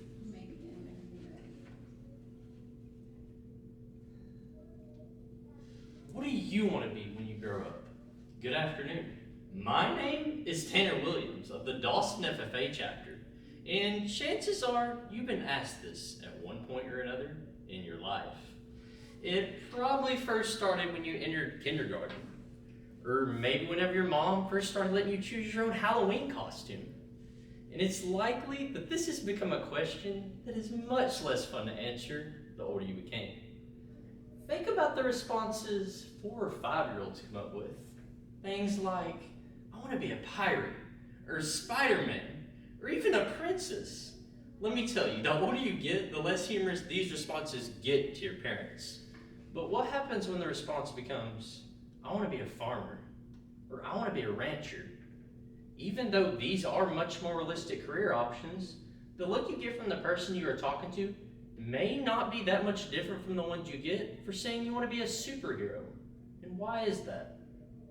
Though not impossible, entering the profession of production agriculture certainly comes with its share of challenges, and we may have to rely on our policymakers to take farmer and rancher out of the same category as Batman for future career options. I have never met with a career counselor before, but let's imagine for a moment how this conversation would go. You walk in, sit down, and the person across the table from you starts off by asking, so, you say you want to be a farmer. Not believing you have made any unrealistic goals for yourself, you respond with the, why not? Everybody's got to eat, right? It is at this point that the hard questions are being fired from the other side. Do you come from a family-owned farm which you stand to inherit? Do you have access to land or equipment to get started, or the funds to purchase these essential items? And let's say you do have everything you need. Do you even know how to be a farmer? These questions are real. According to the USDA, 98% of farms are considered family-owned. And research from Ohio State University has found that 36% of farmers are considered first generation. So let's put 2 and 2 together here. If you're not amongst the 98% of family-owned farms, and you're trying to be one of the 36% of farmers who are considered first generation, the odds are not in your favor for getting started. Access to land is the greatest problem facing young farmers. And with the number of farmers with an average age of 65 and older outnumbering those with an average age of 35 and younger, 6 to 1, it is time we start addressing this issue. According to the National Young Farmers Coalition, farm real estate has more than doubled within the past decade. Considering that over 400 million acres of farmland will soon need to change hands due to the increasing average age of our current farmer. This presents a problem for everyone. With the growing population to feed, we simply cannot afford to lose any more viable farmland. If you have driven down any road, literally anywhere, it can appear that we are fighting a losing battle on this front. Signs of progress are everywhere, from residential and commercial construction to highway and interstate construction. It seems our land is being altered everywhere we look. In fact, the American Farmland Trust has found that 175 acres per hour or 3 acres per minute have been lost to development. 29 million acres have been lost to development since 1982, roughly the size of the entire state of Indiana. How is a young farmer, many of which lack capital due to either school loan debt or a simple lack of experience, supposed to get started when land is literally slipping through our fingers? The National Young Farmers Coalition is hard at work, making this very concern a major point of consideration in the next Farm Bill of 2024. The organization is launching the $1 million for the Future Farm Bill campaign, in which they seek to ask Congress to invest $2.5 billion for equitable access to 1 million acres of farmland. In addition, they're requesting that Congress consider efforts which would eliminate inequities in land ownership and access, invest in voluntary, community-led farmland protection that keeps land in the hand of the growers, expand access to credit and help farmers compete in the real estate market, and support and incentivize farm transition. In addition to the National Young Farmers Coalition, young and beginning farmers can also find support through federal policy within the USDA. The FPPA, or Farmland Protection Policy Act, which has been in regulation since 1994, has the intention to minimize the impact federal programs have on unnecessary and irreversible conversions of farmland to non-agricultural uses. According to the FPPA's 2020 report, Texas ranks 5th in the nation in acres of farmland, which is proposed to undergo conversion with just under 5,000 acres. Projects which may be subject to FPPA restrictions can include airport expansion, state highway and railroad construction, and telephone company projects, just to name a few. This will enable the current viable farmland to remain in the hand of the farmer, which we can hope will be available to future farmers down the road. Though more land could be available to future farmers through the efforts of the National Young Farmers 1 Million Acres for the Future campaign and through regulation by the Farmland Protection Policy Act, access to land does not equate the ability to purchase the land. The FSA, or Farm Service Agency, does provide direct ownership loans to new farmers wishing to purchase land, and often this is their only option for assistance. Through a valiant effort, there are restrictions that come with this aid as well. First, these loans are capped at $300,000, which may sound like a lot of money to a teenager like me, but when we are talking about land purchases, $300,000 simply just isn't what it used to be. Secondly, the demand for these loans and the amount available within the current restraint are not equitable, and these funds are quickly being depleted. The National Young Farmers Coalition is asking Congress to increase the loan limit to $500,000 and to tie this amount to farmland inflation rates, as well as ensure there is adequate funding to ensure the funds will be able to cover these demands for such loans. As a high school freshman who stood before his class and recited the words of the FFA Creed stating that I believe in the future of agriculture, it makes me feel better knowing there are individuals out there working to make sure that there is in fact a future for us in agriculture.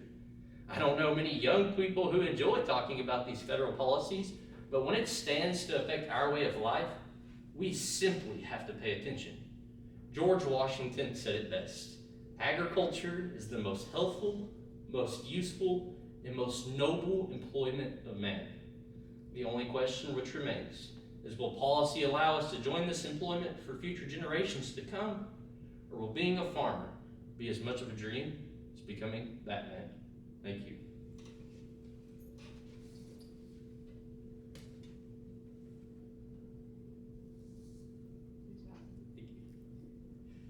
Okay, when you spoke of the $300,000, you're right, that's not very much money. And do you think that realistically just upping that to $500,000 is gonna make a significant change? No, ma'am. Actually, well, it is going to make a change, but like I mentioned, the prices these days are outrageously crazy, and it's causing a lot of farmers and ranchers to exit the agriculture industry. And it's losing the new farmers who are wishing to get in the industry are losing the interest and losing their passion for it because of these outrageous prices. Realistically, no. $500,000 would make a difference, but it would make a dramatic difference to make a difference in like the percentage of new farmers wishing to come in the industry. But however, I do believe that if we up this one more and we continue to get more new farmers in the industry and we continue to advocate for it, I do however believe that in the future we could even go up even a little more with more people being involved in the industry and more people realizing the importance of it. Yes, ma'am. What prompted you to choose this topic? That's a great question. Thank you for asking that. What prompted me to choose this topic? This has always been something I'm very passionate about. As I've grown up on a cow-calf operation my whole life, I've had the opportunity and the experience to live out the agriculture experience, really. And I really am passionate about this because I think that farmers and ranchers, I don't think it, I know it. They're the backbone of our economy, from the food we eat to the clothes we wear, and it's something that we cannot live without on a daily life. And so this is something that I'm very passionate about because as a younger kid, I will have the ability to inherit, and I understand that there's a lot of kids out there and there's a lot of young adults out there who would like to be farmers, and they didn't have the same opportunities as me to inherit it, to get it inherited to me. And so I understand there's a lot of individuals out there who want to become a part of this industry, and it's something that I've always been very passionate about, and it's something I want to continue to advocate for, to help give those other people and those other individuals the same chances that I've had, and that it's something that I've always been passionate about. Yes, ma'am. So you talked a lot about access to land and availability to pay for all of this land and things like that for future generations of farmers. But do you think we as an industry, looking at things like the media, should we really be focusing on the land itself, or should we more so be looking into ways to improve the efficiency or use of that land, or technological innovations? Do you think we should be focusing more on land in general, or more towards those types of advancements that we see upcoming in the industry? I totally agree with you. I think these advancements are important, and they're really going to help us out for the future. It's crazy with all the technological advancements that we have with tractors, combines, plows, whatever it may be. I do think this is very important. However, I think with many of the land is also just as important because, with a growing population estimated to be 9.5 billion by the year of 2050, I do think that this land is valuable. And these companies that are coming in here and building these subdivisions, they're building telephone company projects, whatever it may be, I think that we could utilize this land in a different way. And it happens to be in the agriculture way with farming and ranching. And so, yes, ma'am, I do think that the land is just as valuable or more valuable than the technological advancements that we're seeing these days. That kind of leads me to my question, is that our population is growing, Yes, and ma'am. those subdivisions are being filled with people. So Yes, ma'am. how do we balance the need to make room for a growing population while still valuing land? Could you say that last part one more time? How do we make room for a growing population and still value saving the land for farming and ranching? Where do we put the people? Oh, that's a great question. Like I was just mentioning, I do think that this land is important, and I think recently I actually just went to this invitational, and this judge, she had talked to me about different countries that were not just in America that are building these subdivisions, but different countries that are coming and they're buying this land. And I actually did a little research on it before I came here, and there's no specific purpose why they buy this land. They just buy it. They don't build subdivisions. They don't build any of these deals that we're seeing that has to do with utilizing agricultural land, but they're just buying it and they're just keeping it like to themselves basically, but they're not utilizing it for agricultural purposes. And so I think if we take that one step further and we kind of reach out to them and explain to them, hey, this is valuable land, and I understand that it's from different countries, but I think if we just reach out to them and explain to them that we could utilize this land in a different way, it could be much more effective for our future. Thank you. May I shake y'all's hands? Of course. Thank you, man. Whenever you're ready.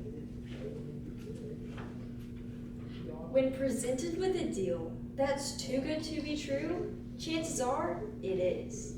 In fact, it could possibly be a fraud. Good afternoon. My name is Ella Hurd, and I'm from the Woodson FFA chapter. And if there are two things that I love most in this world, it is Crime Podcast and anything agriculture. When I combined the two, after I came across a podcast called Farm Fraud is For Real, I was intrigued. I had never imagined fraud, scams, and deceit to be prevalent in the agricultural world, when most of the time a deal is sealed with a handshake. Well, it seems times have changed, so I put my detective hat on and began exploring the reality of farm fraud. During my detective work, I discovered one of the largest fraudulent cases of the 1980s, when families were approached with an investment opportunity promising an eternal energy source from an artichoke. Fred Henderson was convinced that the Jerusalem artichokes would transform American agriculture, end all U.S. energy concerns, and permanently alter the global geopolitical scales. American farmers had to endure a series of body blows brought on by inflation, anemic commodities, petroleum exporting dominance, grain embargoes, and wild interest rates in the late 1970s to the early 1980s. And the Jerusalem artichoke was going to change it all. The Big Three, Fred Henderson, James Dwyer, and Reverend L.E. Kramer, formed an organization called American Energy Farming Systems, or AEFS. And growers were offered a 3-year contract, which gave them $12,000 for seed for 10 acres per acre profit.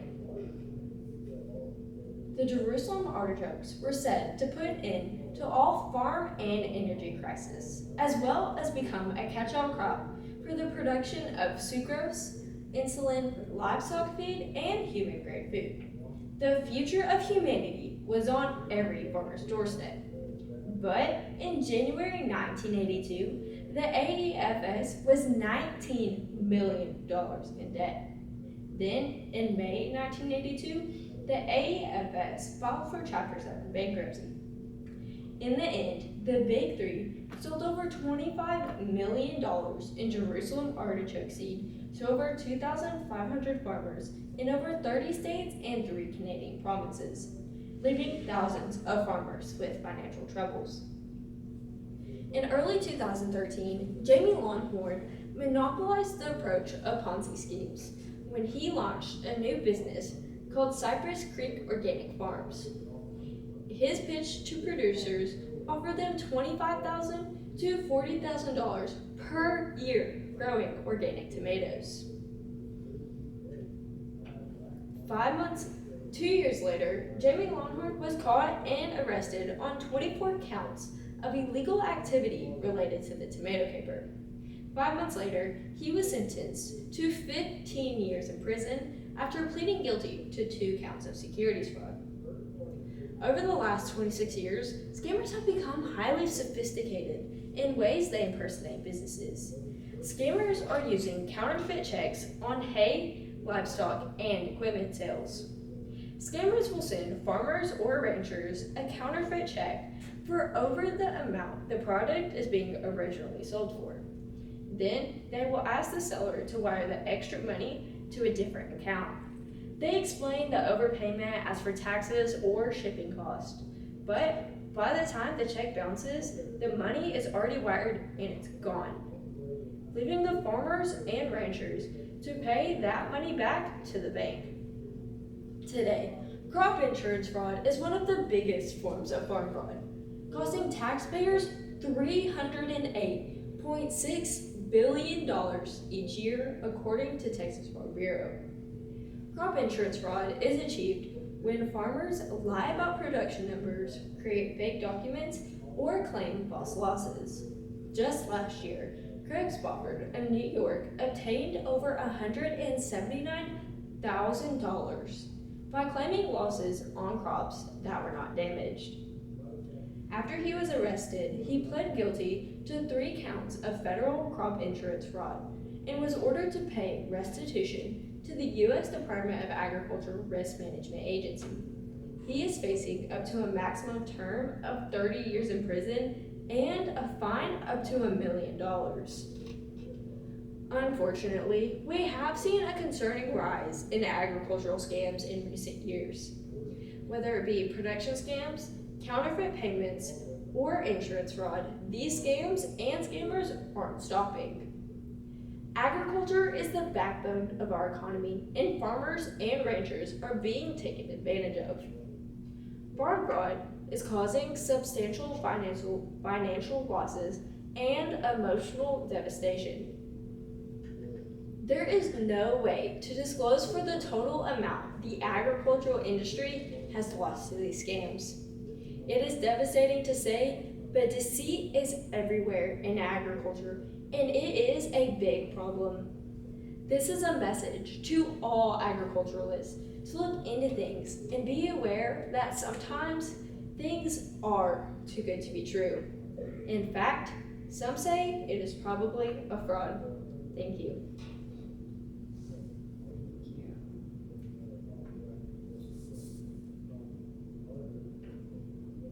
So, a quick question for you. About what percent of purchases or transactions that we see nowadays in the agriculture industry, what percent of those are represented as fraud?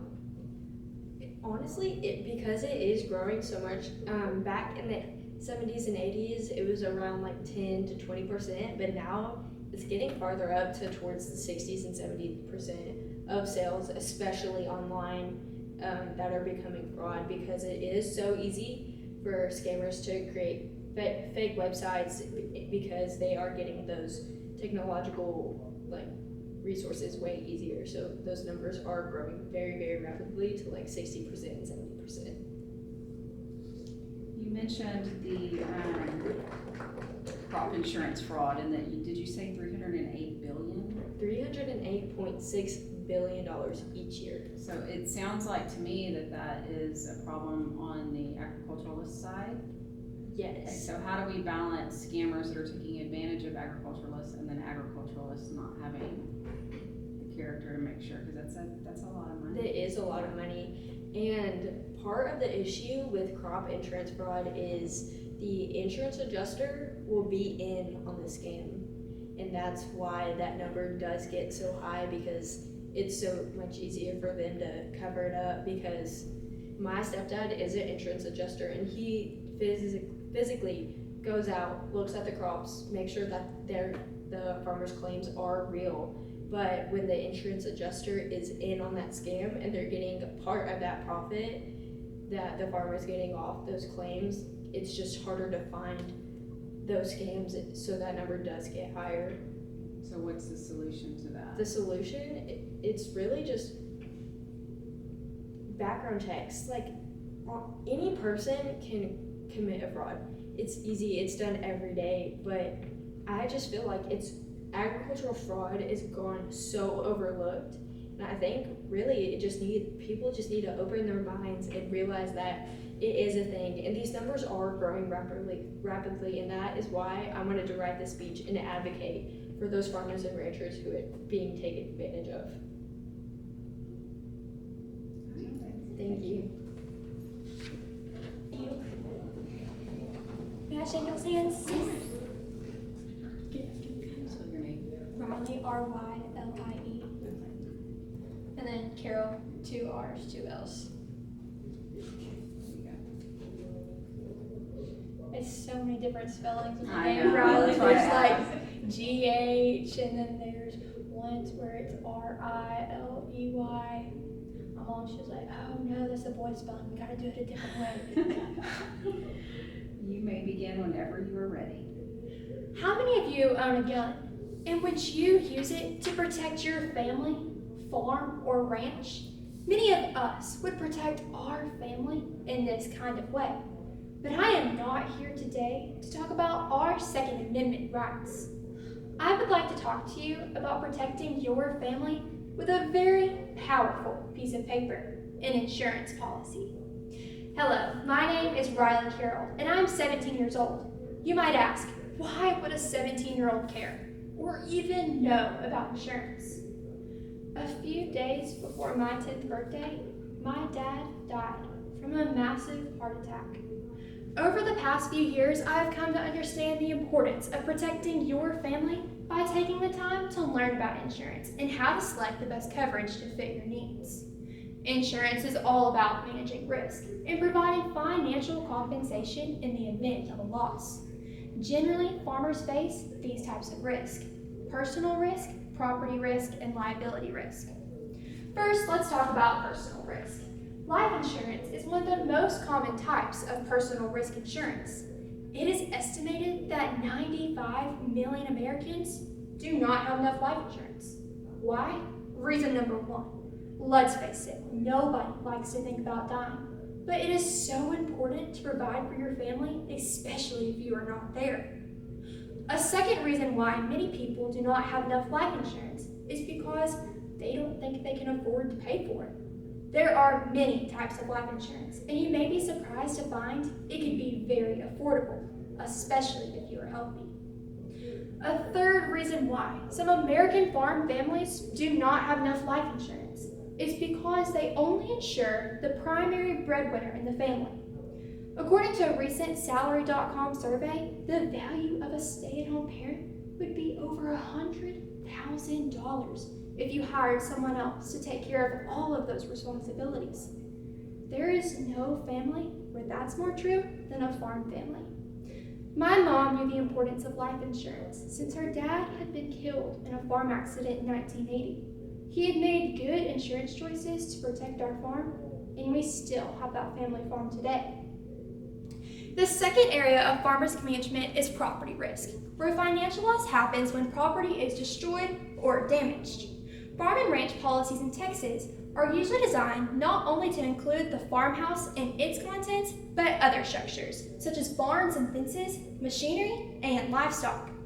It is very important to understand what property is covered in your policy, and also what perils is insured against. For example, many policies are written that if wind blows your roof off your house and water comes in and floods the house, the damage is covered under the wind peril. However, if water were to rise up from the creek and flood your house, the damage is not covered. Flood is one of the largest uninsured risks and requires separate flood insurance. Experts say 70 to 80% of the homeowners who were severely flooded by Hurricane Harvey did not have flood insurance. This was financially devastating to many victims. Texas A&M AgriLife estimates the losses from Hurricane Hannah is $400 million, primarily from the cotton and citrus crops. Crop insurance is another area of property risk, which can be vital to your farm operation. Federal crop insurance is a public-private partnership and allows farmers to purchase policies for more than 100 crops. Crop yield insurance is a comprehensive coverage that is based on the production history of a farm and protects against natural disasters such as storm damage, disease, insects, or wildfires. Crop revenue insurance can also provide protection from a decline in revenue caused by a drop in the market prices of an insured crop. The third area of farmers' management is liability risk, which is a critical component of protecting your farm assets from lawsuits. Farm liability policies protect the landowner if someone is injured while visiting your home or land, and can provide products liability insurance, which protects you if the food or product sold by your farm causes illness or injury. Agritourism is a growing area that may require special coverage if you allow any recreational activities such as hunting or hiking. Pollution liability has not been covered in traditional ag liability policies, but with the growing number of lawsuits against farmers or ranchers for possibly polluting the environment with noise, chemicals, or animal waste, this is likely to be a necessity in the near future. My older brother worked at Smithfield Hog Production in North Carolina, where Smithfield was the defendant in 26 cases, from neighbors complaining that the smell of hog farms was affecting their quality of life. Although Smithfield uses generally accepted farm practices, and North Carolina has strengthened its right to farm laws since these cases have been filed, it'll cost the company millions of dollars and affect many farm families who raise hogs for a living. In summary, I hope you have given some thought to your current insurance situation and that you will analyze your personal, property, and liability risk. I am so blessed that my family made insurance a priority and protected our farm, but especially family, with a very strong piece of paper. Thank you.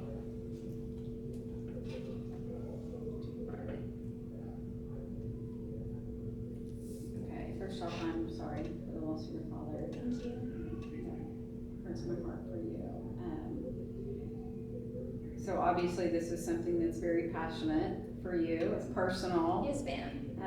There was somebody that spoke earlier that talked about insurance fraud. So how do we balance convincing people that this is important while also knowing that there is some fraudulent insurance policies out there? Yes, ma'am. As we all know, this is a world of disaster, but it's also a world of good. And I've been lucky to find so many good insurance agents. After my dad died, I had an insurance agent, Andy Calhoun, who really helped me through and tried to help me figure out what was going on. Since there was confusion about the life insurance money that was set aside for my brother and I for our college funds, and my stepmother tried to weasel her way in there and try to get some of it out. And there was nothing like potentially losing your college fund to make you really interested in the need for insurance. And since I moved to a new county, Josh Boatman, another Texas Farm Bureau agent, has been so beneficial in my life and been a mentor. And the thing is, you just need to find a trusted agent, someone that you can put your faith into, because insurance is so important. I mean, it's life-threatening. As you've seen from my personal examples, it's so important to have it. And that's why I plan to go to Texas A&M University, get a max, and do financial planning, because I want to be able to help people like these insurance agents and financial planners have helped my life, so they're not in that same situation. And so if y'all need an insurance agent in about 10 years, feel free to call me up. Yeah, for sure. But it's just so important to have that trusted person and make sure that all your needs are taken care of. So to kind of build off of what you were talking about in terms of, a lot of the time these types of farm insurance policies and things like that are established, like for example my family, multi-generational farm and ranch, and so, how would you recommend going about, kind of breaking the stigma or the pattern, okay, from, previous generations for how they went through, how they insured through different policies for your operation? And how do you suggest that we go through and we reach out to the individuals who would be inheriting those types of operations to make changes to their family policy? How do we get past the stigma of, well, that's how my grandfather did it, so that's how I'm gonna do it? Yes, ma'am, and that's definitely true. We all love our grandfathers. I know I did, but it's so important, and I think that we could do this by implementing this into school programs. I mean, there are so many things that kids need to know, and 17 and 18-year-olds, you definitely need to know about insurance. I mean, you might not need liability insurance right away, but when you have your own farm, or you have your own company and someone gets hurt on your land and sues you for millions of dollars, you'll lose that farm probably without any liability insurance. And property insurance, we have to have car insurance. And recently recently that there's a dollars and cents class at school, and we had 1 week to cover insurance. And it was a PowerPoint, and that was it. You did a research about one type of insurance. Mine was life insurance, and that was it. You got 100 if you presented. That was just, you did not really learn about the need and the testimonies. And I've gone to multiple high schools around my area and said my speech for them, and also answered their many, many questions. They were asking me, do you have whole life policy? Do you have these policies? And I was like, yes, I do. It's very important for me to have a whole life policy that has guaranteed sense of my dad's health issues, but also the long line of breast cancer in my family. It's very important for me to be insured, so I need to get insured now. And these people just, especially these kids that are inheriting these farms, they don't know that. And it's changed, insurance policies have changed so much from when their grandfathers and their great-grandfathers have done it. It's just so important to get to these kids first and make them have to listen. So I think if we implement it more into schools, it'll make a huge difference. Well, the funny thing about life is we think we have time, and when you're young and you're 16, 17 years old, you think that's something I can worry about later. Yes, And so- ma'am, definitely. And as you know, it's the least expensive when you're your age compared to when you get to my age. But well, great job. Thank you so much. Thank y'all so much. Y'all have a great day.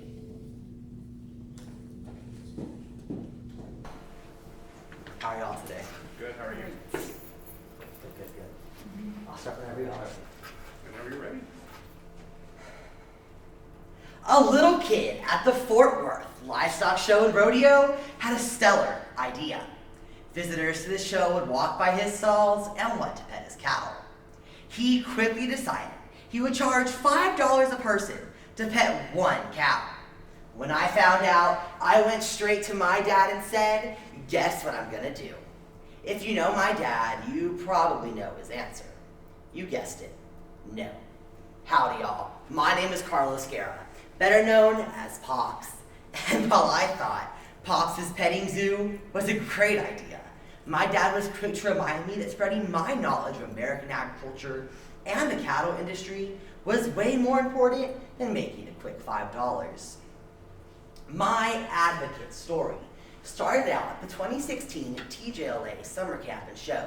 Dr. Chris Bowman, President and CEO of the Houston Livestock Show and Rodeo, was speaking about American agriculture when he said, less than 2% of the U.S. is involved in agriculture. Less than 2% of the U.S. has to feed 100% of Americans and others around the world. In fact, in 2022, $235 billion worth of American agricultural products were exported worldwide. And as you know, the U.S. is one of the few countries who more than doubles the amount of exported food and fiber than imported. But Dr. Bowman also stated that on average, the Houston Livestock Show and Rodeo sees 2.5 million people annually, and it's our job as the exhibitors to help share with them why we're there. That's when it hit me. It's my job, it's your job, it's our job, not only as the future of American agriculture, but as the future of this great country to help show the world what being involved in agriculture is truly about. Now, there's many ways to advocate for our farmer and rancher producers, but amongst my favorite are sharing simple facts. Facts like Texas farmers raise 555 million pounds of watermelons annually. Did you know that's enough watermelon to outline the state of Texas 4 times? Or the fact that the U.S. produces 20% of the world's beef with only 7% of the world's cattle. And hey, who likes hot dogs? Did you know Texas farmers alone grow enough wheat to make 25 billion hot dog buns? And now, for my favorite American ag fact, did you know beef is the largest single segment of American agriculture, with nearly 619,000 farms and ranches spread across our great country? But you see, even with all the hard work our producers are doing, consumers still criticize them, saying their food is overpriced and we're getting rich off the profits. When in reality, on average, a farmer only sees 12 cents off of every dollar made. Talking about consumers, how many of y'all here today know people that think they're doing the right thing eating grass-fed beef? I hate to burst a bubble, but nearly all cattle in the U.S. are raised in open fields, then taken to feedlots, where they have around-the-clock care, clean water, and balanced meals. Not much different than us. You see, sharing these simple facts have the ability to turn a consumer who may live in New York City in a skyscraper and make them understand the ability that our industry has, the importance we have to their lifestyles, and most importantly, why we need American agriculture. My grandma was getting her nails done one day and a lady politely asked her, "What do you do and where do you live?" My grandmother replied, "I live outside of town on a cattle ranch and we raise, well, cattle." The lady was immediately disgusted and said, "How can you raise those poor animals to kill them?" My grandmother quickly replied, "Ma'am, those cattle are treated better than we are." This day and age, we all have our phones handy and we're all on social media. This just so happens to be one of the best ways for us to share our stories as farmers and ranchers. And we're very fortunate to have pioneers in this industry who have shown us that it's possible. People like Michelle Martin, the CEO of AgMag and AgMag on Wheels. Ms. Michelle has not only traveled the state of Texas, but the United States of America and the globe, showing everybody else what the Rio Grande Valley has to offer on a state, national, and global level. But Ms. Michelle is not the only one. People like Farmer Dan from California, who owns a winery and is a grape farmer. He uses his platform to help share with people the importance that American agriculture plays in their daily lives. Now, for my personal favorite, Amanda Radke. Amanda Radke had the guts to stand up to Ellen DeGeneres when she said, "Be neat, don't eat meat." Are you kidding me? 1 week without beef makes 1 week.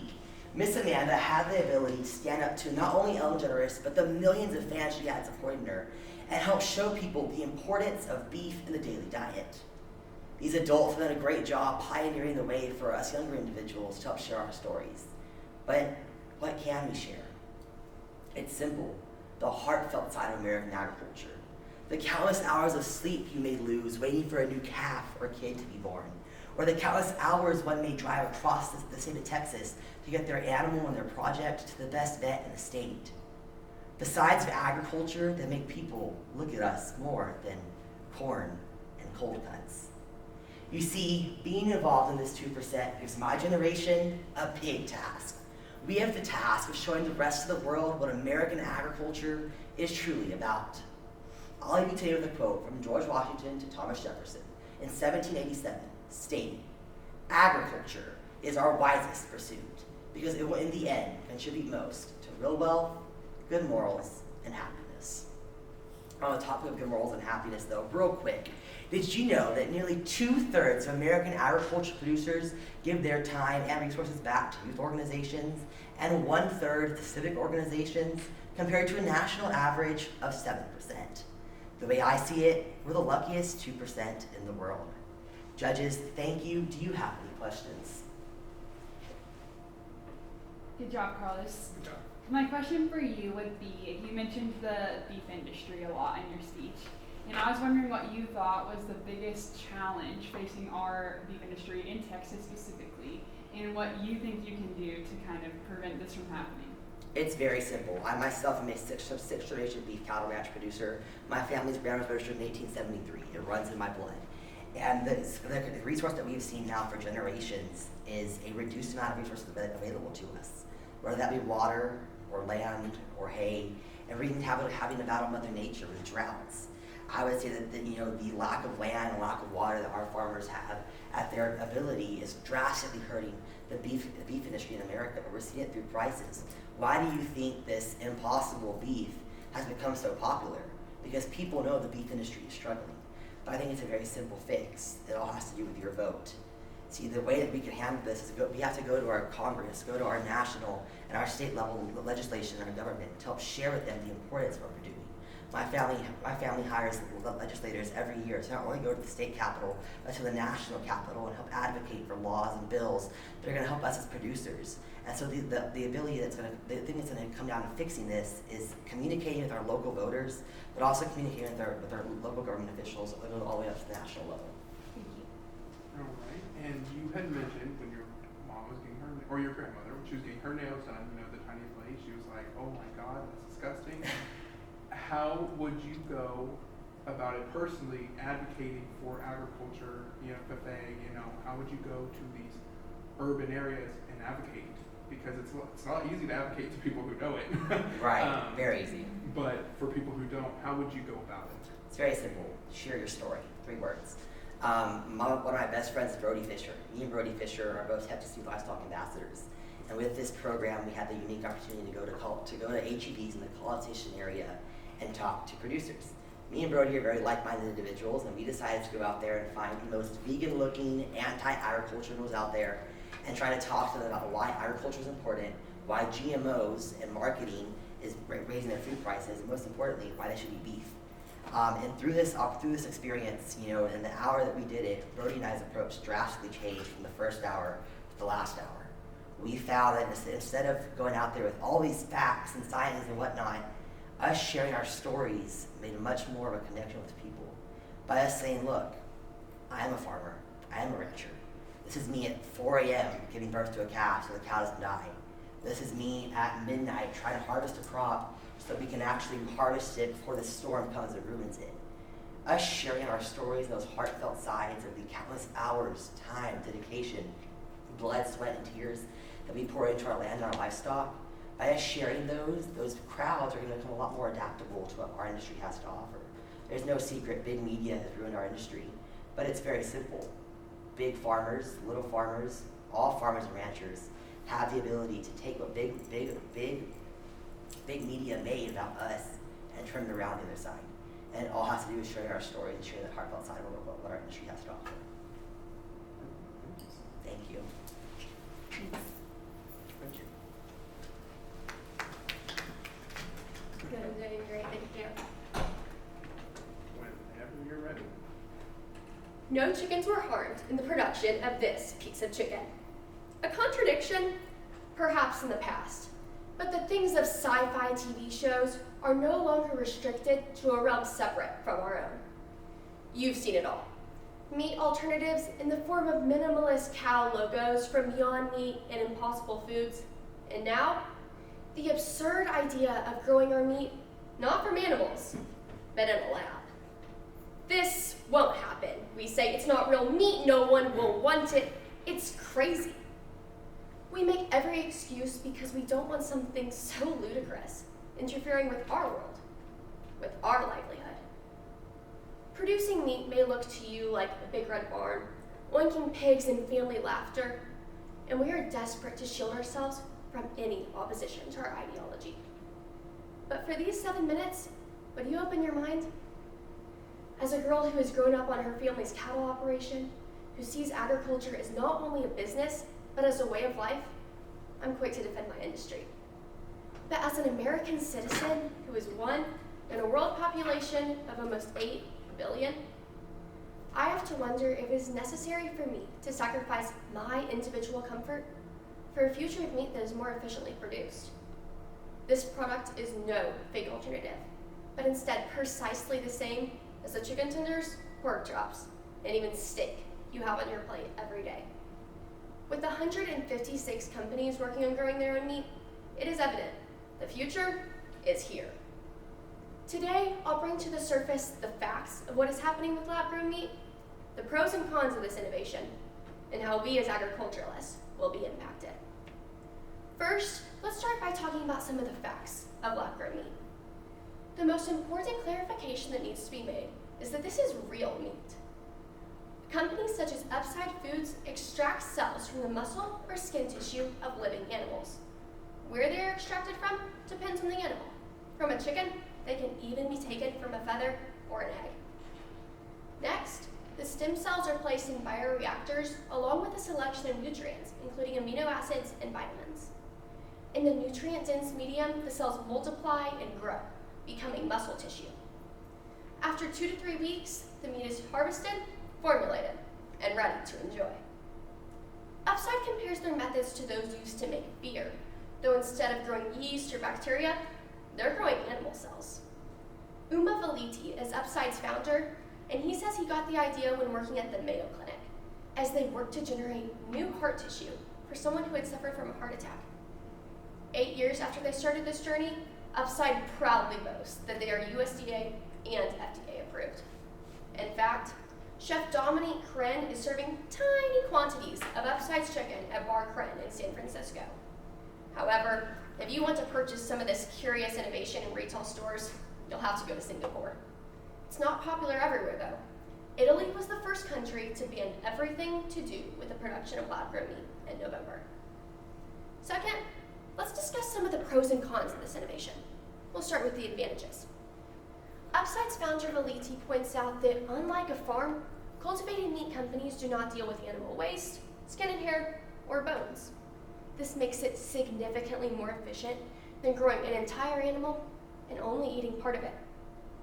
Further, according to the Good Food Institute, cultivated meat, if produced using renewable energy, would have a carbon footprint 92% lower than beef and 44% lower than pork. Finally, while the price to produce the first singular hamburger patty was a whopping $300,000, the price has already been slashed 99% to around $17 a pound, and the trend is expected to continue, making it economically feasible. Now, these are some big ifs. A lot of things with lab-grown meat are still up in the air, so let's talk about some of the cons. Cultivated meat companies still lack the machinery and funding necessary to make their dream come true. For example, according to the Good Food Institute, cultivated meat companies would need access to 17 times the amount of fermentation capacity that currently exists in the pharmaceutical industry in order to meet demands. Further, until more renewable energy becomes readily available, the environmental impact is currently greater to produce cultivated meat than to raise livestock. It should also be noted that while growing chicken nuggets is no problem, growing other higher value cuts, especially anything with bone, is a bigger challenge. Finally, most of the meat currently being taste tested is not even 100% cultivated meat. For example, Mission Barns, another cultivated meat company, decided that focusing on growing animal fat would give them the biggest flavor bang for a more affordable price. The company is growing pork fat cells and blending them with plant-based meatballs, chorizo, and bacon. Third, what would all of this mean for us as agriculturalists? What if producing lab-grown meat was something that could be effectively and efficiently marketed around the world? Could there be room for both livestock production and cultivated meat? In the midst of the cultivated meat chaos, let's not forget our nation's avid need for agriculture. Animal agriculture is turning inedible plant calories found on otherwise unproductive land into food for humans. Not to mention it produces half the world's fertilizer and accounts for byproducts used in clothing, cosmetics, medication, and other household items. In recent years, the livestock produced have been larger and more efficient, with more pounds of meat per animal. However, as the world becomes increasingly urbanized and land is harder to come by, it will still be difficult to continue feeding a growing population. Could cultivated meat step in to ensure protein availability for everyone? Now we have looked at the facts of lab-grown meat, the pros and cons of this innovation, and how we as agriculturalists will be impacted. Now, only time will tell if cultivated meat is here to stay. Not everything is cut and dry when it comes to agriculture and scientific innovations, but providing high-quality, healthy animal protein has always been at the center of what we do. Cultivated or not, it's important to circle back to the goal that we as agriculturalists had to begin with, to feed the world. Thank you. Thanks, McKenna. My question for you would be, as you mentioned, a lot of companies are coming up with lab-grown protein. What are your thoughts on the legislation surrounding labeling? Should it be big? Let's say they take cells from bovine animals. Should that be able to be called beef? And kind of explain your thoughts and opinions on whether that should be okay, because it's technically beef cells. So. Yes, ma'am. So in regards to labeling, Texas Senate Bill 664 just came into process in October, where it was said so plant-based meat is no longer allowed to be called beef. It has to very clearly be seen on the label that it is made of plants so that there is no mistake when you're buying it. But in regards to lab-grown meat, My personal belief is that it should be allowed to be labeled as beef. I think it should also be very clear that it is lab grown and not the same as traditional agriculture. It wasn't made directly from cattle, so I do think that there should probably be another bill that will come to play with that. That will be farther down the road since it's just not able to be marketed in mass production right now. But I think that it's definitely meat because it is made from the bovine cells, like you said. So. Thank you. All right, and then you had mentioned that it is only available in Singapore, I believe. Why, if it's such an up and coming thing? So I know, like at Burger King, it's like the Impossible Burger or something like that. It's like the little vegan burger. Do you think they're going to start experimenting here in the United States with putting something like in, let's say, Whataburger or McDonald's, for instance, that's worldwide? Do you think they will start putting that lab-grown meat to test to see if it should come here? Yes, sir. So like I talked about, it's being served in San Francisco right now. That's at a fancier restaurant. It's part of a $150 tasting menu per month. It's also being served in a restaurant in Washington, D.C. And those restaurants right now are specifically partnering with chains of lab-grown meat because it can't be mass-produced right now. So those companies are focusing on producing just enough meat that it can be taste-tested for the public so that the public can start to see, wow, this is really similar to what we've been eating all along. It is real meat. And kind of get rid of that stigma that can be around it, of it being made in bioreactors in a lab, like kind of a mad scientist type of look that's around it. But eventually I think that it is, as it is able to be produced in larger quantities, it will make its way to fast food chains and ultimately to the grocery stores. Thank you.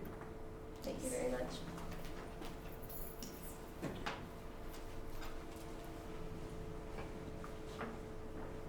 And we read.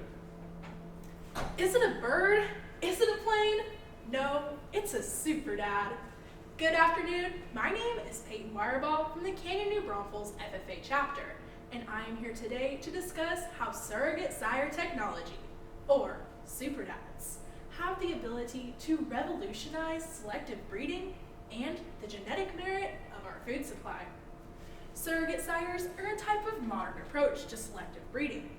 For the first time ever, scientists have created sheep, goats, and cattle that can serve as viable surrogate sires, which are male animals who produce sperm carrying the genetic traits of donor animals.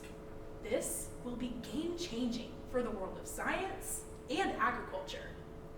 As our population continues to grow, agriculturists must not only adapt, but also invent new ways to produce more food with less resources. It is reported that 1 billion people worldwide are considered malnourished, and each year, 9 million people die due to food starvation. Food production needs to increase by 60% just to keep up. Although we've advanced in the fields of reproductive technologies, scientists have continued searching for ways to create surrogate sires to overcome the limitations of selective breeding and artificial insemination, tools which require either close animal proximity or strict control in their movements, and in many cases, both. But what exactly are these super dad surrogate sires? And how do they work in order to efficiently utilize desired traits? Dr. John Oatley and his team at Washington State University have created surrogate sires using the CRISPR-Cas9 gene editing tool. They create knockout males by removing the fertility gene, NANOS2.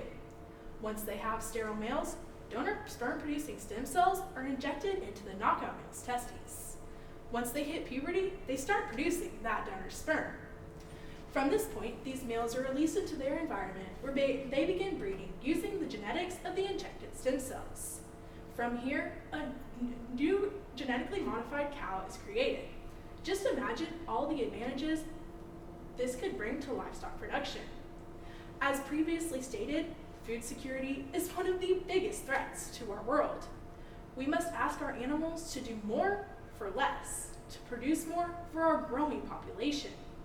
Changing the genetics of these animals is the best way to influence how easily they convert inputs to outputs. Results of a study done in 2019 showed that using surrogate sire technology would result in an increase in genetic merit by as much as 6.5 to 9.2 years worth of genetic gain compared to a conventional breeding program. Take, for example, countries such as Kenya, where a typical dairy cow produces 1 to 4 liters of milk a day. That is just 1/10 of what a dairy cow in the United States would produce. Nothing can change without the right genetics. This technology has great potential to help food supply in places in the developing world where more than half of the country is considered in crisis when it comes to food security. This can be attributed to herders continuing to rely on selective breeding in order to improve genetics in their herd.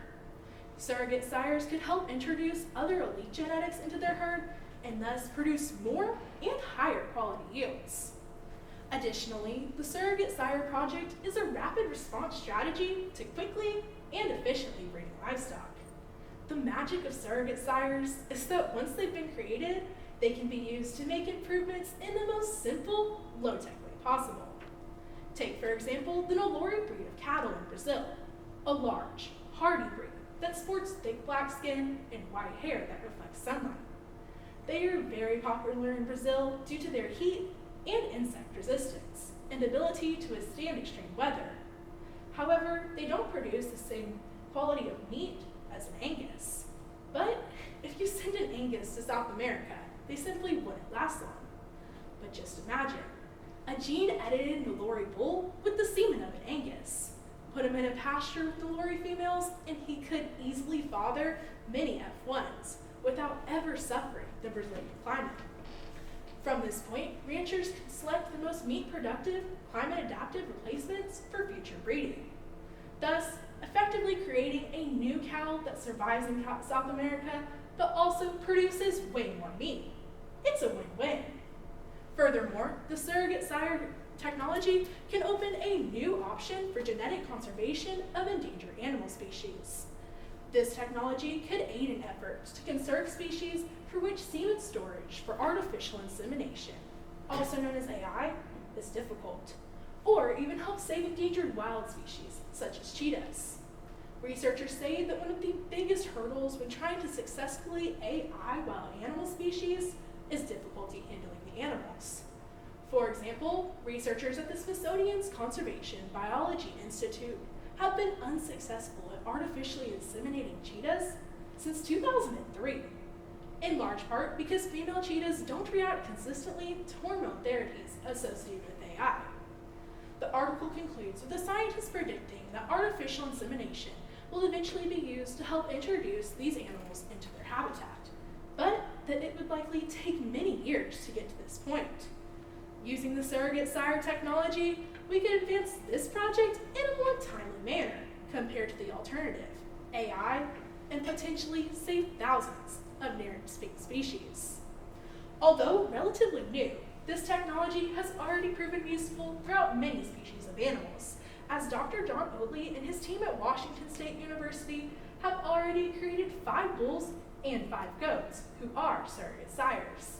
They are also currently working on implementing this technique in sheep, camels, and even salmon. In conclusion, surrogate sire technology has multiple benefits, such as increasing production, increasing efficiency in production, and even saving endangered species. This technology has great potential to help livestock producers and reproductive service companies, both locally and globally. Thank you. Good job, Peyton. My question for you would be, what do you think is the biggest limitation of adopting this technology across the world, and how do you think we should combat this limitation? One of the biggest limitations with this technology right now is the high cost of it. So it just got approved by the FDA last year, and it's still just at the University of Washington. They're the only ones using it at the moment. However, reproductive service companies, of course, they're going to be wanting to take it up, like with any new technology in our industry. I do believe there are no limitations with using it. It's a very easy thing to have. However, it is has a very high cost as of right now. A way I believe we can combat this is to just educate others about how it's more of a long-term investment as opposed to artificial insemination. You're spending a lot of money there to buy the straws and have the workers come and do that for you, and the trainings and everything involved with that. So this can be seen as more of a long-term investment because once you have this surrogate sire, it happens naturally for you. You have these elite genetics in your herd, and this will eventually produce higher quality yields, thus earning you more money and creating more of a profit. So it kind of pays for itself in the end. Okay. And you had mentioned about the cow that's in Brazil, and you had mentioned about bringing it with an Angus. So with the Sturgis sire, correct me if I'm wrong, you were saying that you were inputting other semen into that one, to that bull, in order to, so he can inseminate his herd, right? So ultimately, if you're going to do that and you're trying to give it some type of one's genetics and part of another, would then not just be genetically modifying them completely instead of just moving the sperm from one animal to another? So, as I explained in the speech, this is just where the animals are modified with the genetics, as you said, of the other cow. So then they can go and they don't express those genetics at all. However, they have the ability to impregnate the other cattle or the other animals in the pasture, and then those animals are able to be bred with these other elite genetics in order to increase the genetics in the herd. Got it. Thank you. Thank you. Thank you for your time. Good, how are you? Do your bed whenever you're ready. Whose life holds more value? An animal or a human being? Animal welfare is an important issue, but when an animal's level of comfort takes precedent over a human life, we have a serious issue. Good afternoon. My name is Brooklyn Wiley, and I'm from the Canyon New Braunfels FFA chapter. Today, I'm going to be discussing one of the most controversial topics taking place in the animal industry right now. Many people scrutinize ranchers on how they raise their animals. They're giving them too much medication, too little space, poor living conditions, and the list goes on. However, what we don't realize is that there's immense pressure to feed and clothe the 7 billion people on the earth right now, meaning that ranchers today have to be more efficient than ever while still improving animal welfare and ensuring food safety. This drive for efficiency is what produces the decline in animal welfare. Take, for example, sow housing. Many companies, including Sonic, Kroger, Burger King, Wendy's, and Cracker Barrel, have all decided to not buy pork from companies who keep their sows in gestation pens because they think the 7 by 2 foot stalls are inhumane. But what are pork companies supposed to do? The top 3 pork producing companies are indoor operations, meaning that 97% of all pigs are raised indoors, which means ranchers have to put more pigs in a confined amount of space. It's simple math. More pigs plus limited space equals less space per pig. Group pens also aren't a solution because dominant sows act aggressively, which could put other sows at risk. The solution is not as simple as group pens or individual pens, and a resolution that is efficient enough to meet consumer demand while simultaneously meeting welfare standards has yet to be discussed. A balance of these factors is crucial for the profit of pork producers, since premium welfare promotes animal health, which saves money on medications and reduces mortality rates, also saving money. Moreover, as the quality of the product improves, producers can demand a higher price from their consumers. However, there are some instances where animal welfare trumps industry. There is no reason to hurt innocent animal for entertainment or money, as evident in the show industry. Tennessee walking horses are known for their distinct gait, known as the big lick. Trainers achieve this gait through breeding and training. However, you get a quicker response from the horse by applying caustic chemicals to the horse's pasterns. Trainers also add heavily weighted shoes to their hooves. These painful practices were banned under the Horse Protection Act of 1970, but haven't been truly enforced until now. Recently, the USDA has scrubbed or removed any instances on animal welfare cases because of Lee and Mike McGarland, 2 Texas attorneys who claim they were violating the Federal Privacy Act by posting their personal information online. The McGartlands filed a lawsuit against the USDA for this reason. These Texas attorneys entered their horse, the Royal Dollar, in the 74th annual Red Carpet Show of the South, where it placed third in its class. A veterinary officer from the USDA was at the show and evaluated the Royal Dollar. The officer determined the McGartland's horse was sore, which resulted in several warnings between 2013 and 2016, posted on the USDA database. This database assists the department on keeping track on animal welfare cases, as well as the offenders. Without it, cases like this would go relatively unchecked, making it difficult for animal welfare advocates to expose the mistreatment of leisure animals. The discomfort of these horses is for the sole purpose of entertainment, not the well-being of humans. Therefore, owners soring their horses should be held accountable. On the other hand, if doing research on an ill animal can save a human life, then we should do as much research as possible. This is what justifies animal testing in medicine. At Texas A&M University, Joe Cornegay breeds golden retrievers with muscular dystrophy in hopes of curing this disease in humans. This disease primarily affects children and causes the degeneration of skeletal and cardiac muscles, which results in decreased mobility, difficulty breathing, and eventually death. People for the ethical treatment of animals accused Cornegay of animal cruelty and protested the veterinary science school at Texas A&M in recent semesters. They released a video showing these dogs in metal cages struggling to move. Cornegay confirmed this video was shot at Texas A&M in recent years. He also noted that the facility is regulated by the United States Department of Agriculture, so these animals are actually receiving optimal care. He also said, "We want to be as sure as we can that the research will be valuable because the dogs are valuable, not financially valuable, but valuable as individuals." Essentially, these dogs are providing information that could save a human life, which gives us every reason to use them in our research. In some cases, animal organs themselves can save a human life. This is called xenotransplantation. Xenotransplantation is an organ transplant in which the donor and recipient are of different species. 12 out of 73,000 Americans die each day waiting for organs that could potentially save their life because the human donor pool is so small. Recently, a topic that scientists and doctors are trying to perfect is taking animal organs and transplanting them into humans. Pigs are almost the perfect donors.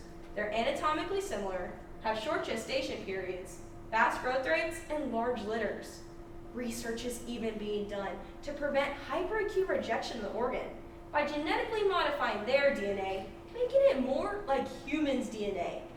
People who oppose this practice argue that it is wrong to raise an animal for the sole purpose of being an organ donor, and that these animals are being mistreated during development.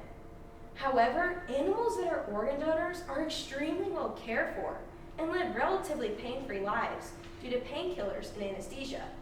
As research and transplants continue, pigs will continue to be sacrificed for the sake of saving human lives, because we, as humans, are more valuable than animals. Because people matter more than animals, that doesn't mean we mistreat them, though all their needs still need to be met. But as agriculturists, efficiency is key to taking care of not only America, but the world as well. It's as simple as that. God gave us animals to use, and with that we must be good stewards and use them responsibly. Thank you. Good job, Brooklyn. My question for you would be, you mentioned early on in your presentation that a lot of companies are no longer buying pork from producers that have crates, and a lot of that is consumer driven. So how do you think we as the agriculture industry, as the animal agriculture industry, should combat and educate our consumer? Specific examples. So our consumers are really getting the wrong view of what our industry does. They're seeing all these videos that PETA is posting of all these, the worst possible situations that these animals could be in. So I feel like as an industry, we need to do a much better job at advocating for ourselves by really posting to the new generation that's online to what we are doing. We need to get them in there and see that we really are doing the best for those animals because we want them to have the best life possible. And you had mentioned, in your speech, you had mentioned about most of the animal welfare cases you mentioned were all controlled. They're all by big productions, so like the cages, the dogs, everything like that, those are all human controlled. Now, how would you think to better regulate animal welfare in nature for, let's say, like cattle raisers? I mean, they don't go into a pen every night, they don't get, petted and loved on every day. How would you say to improve animal welfare in a more natural scene? So with that natural scene, it's more the animals versus the environment, right? So those people aren't exactly understanding that those animals, they came from before humans interacted. So those animals actually thrive better by being alone and not being interfered with by people. So it's almost, again, like advocating for ourselves. But with that, we even have stock dogs or the overnight, the protection dogs, or even just surveillance cameras. I've even seen a research topic over drones, where these farmers and ranchers can get a drone for an initial price that may seem a little pricey, but it's not that bad in the end. They can just send out their drone and go and check on their animals and just see overall what's happening. So it's just, again, advocating for ourselves and finding new solutions with the new technology advancements in the industry. Thank you. Thank you.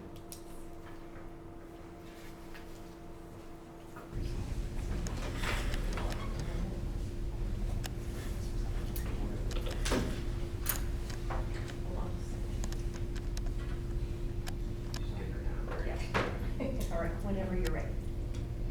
Beep, beep, beep. Did you hear that? That's my phone alarm telling me it's time to get up.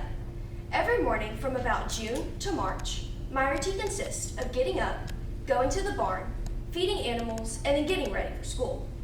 Some days it's not so bad, but there are some days where I just want to sleep in. Those mornings when it's 20 degrees and I have to go chip water buckets, or when the mud is so thick because it's rained for 10 days straight. Even days in the summer when it's already in the 80s with 100% humidity. Each one of these days I head to the barn to feed my livestock. Why do I do this? It's to feed my sheep that I raise through my Supervised Agriculture Experience Program at FFA. A part of my personal program is to learn how to feed animals effectively and efficiently. This got me thinking, what exactly am I feeding my animals? Is the feed I'm feeding safe? Has it changed from the time my parents fed animals in FFA? Hello, I'm Kaylee Watkins from the Kilgore FFA chapter. I'm here to speak with you for a few minutes today about the animal feed industry. Have you ever thought about the challenges of the feed industry? You may not, but I have.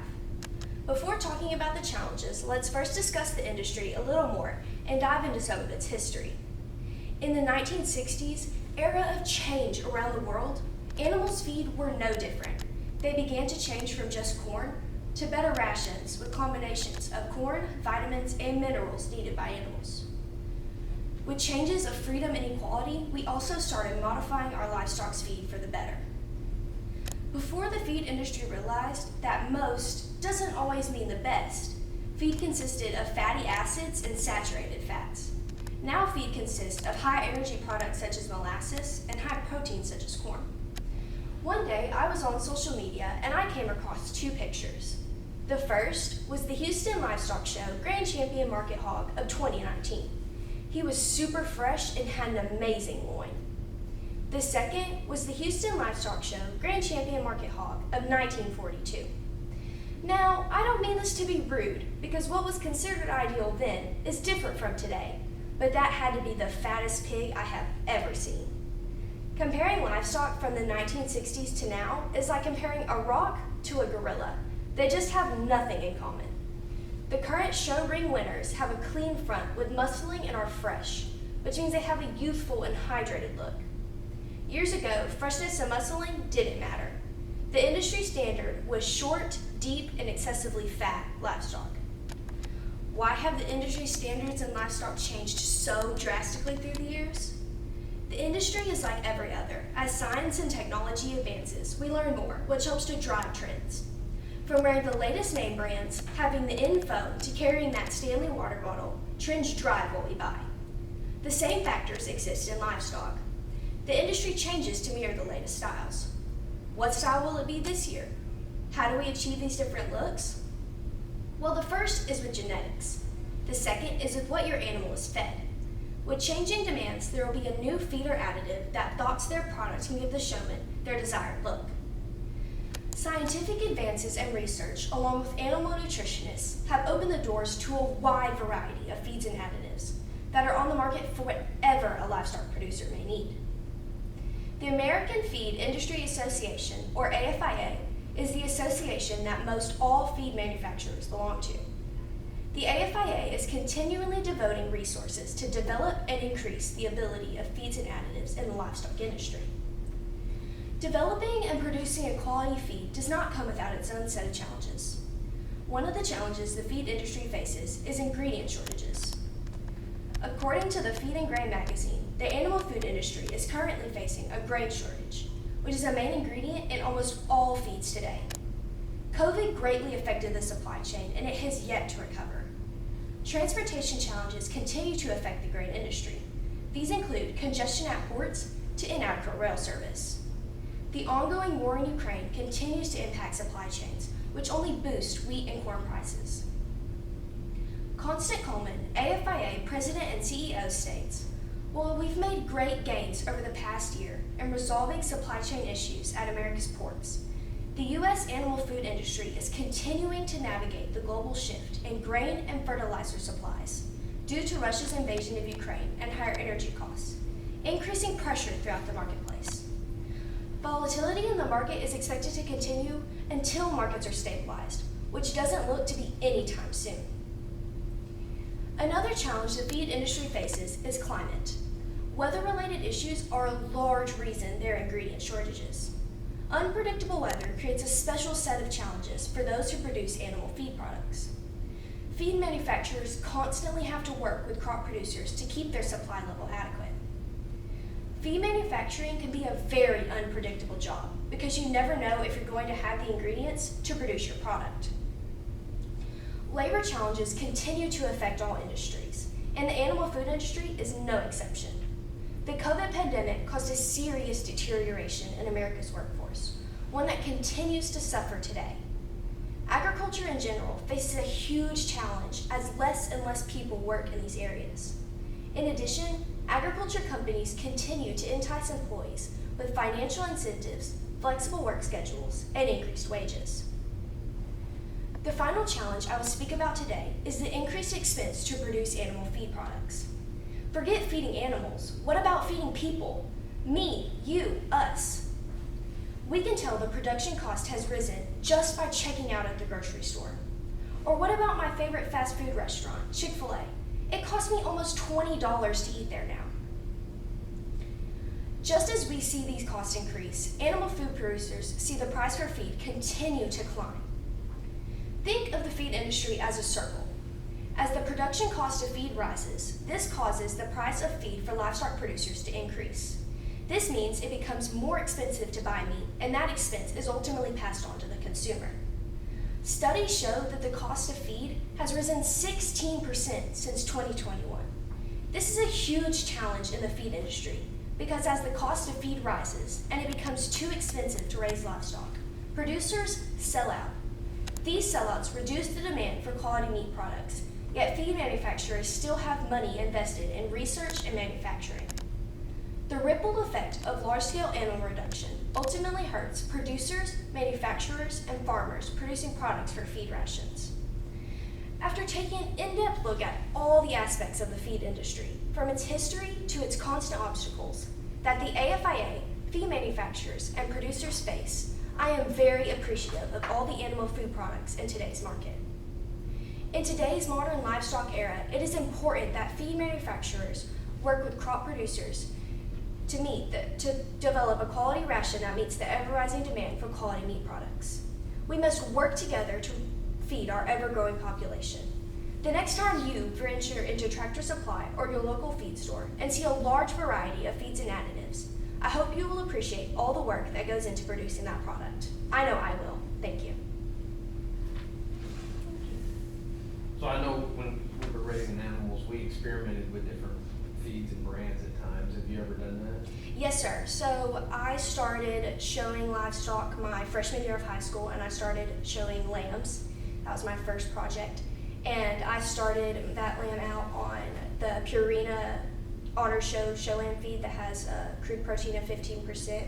And I really liked the look that it gave, but I was trying to, with my next year's projects, which I got 2 lambs that year, I was wanting to see a more developed top and a better loin, and I switched to the show lamb, the show right feed with a crude protein of 17%, and that really gave me that fresh look that I was getting for. He was fresh to the touch, his loin stayed on top and clean and cut, and he stayed that way all the way through, and that is now currently what I feed because I just fell in love with that feed.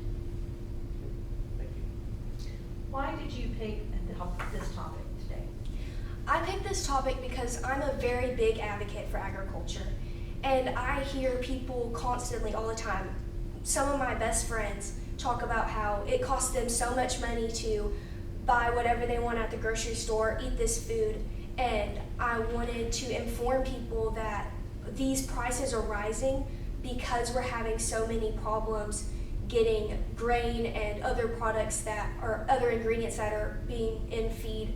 We're having so much trouble getting those to be readily available to us due to a whole bunch of different aspects, from COVID and the work programs being shut down and transportation. We're having to increase the price of all of these ingredients for these products, which then in turn increases the value that people are paying for feed, which means it's more expensive to raise these livestock that we need to eat. That means that when these people that are producing the food that we eat have to buy these animals, they're paying more money, so we have to pay more money for the food that we're eating. And I just wanted people to understand why this is the way it is. Thank you. Y'all have a great day. You too.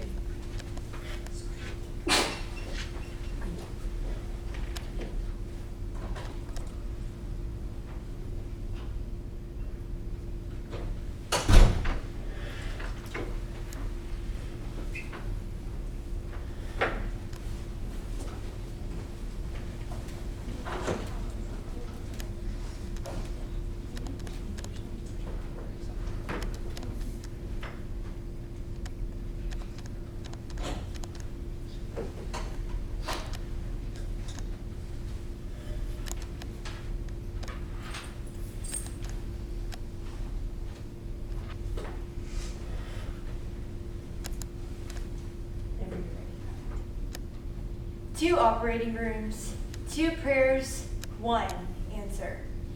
In operating room 1, we have Katie, a 16-year-old high school student who is in the hospital because she was in a major car accident. Her injuries are life-threatening, and the prognosis is grim. Her doctors have worked tirelessly to save her life, and her parents have spent their days on their knees praying for a miracle, for God to save their baby girl. In operating room 2, we have Bobby, an 18-year-old high school senior who is in the hospital because he is awaiting a heart transplant.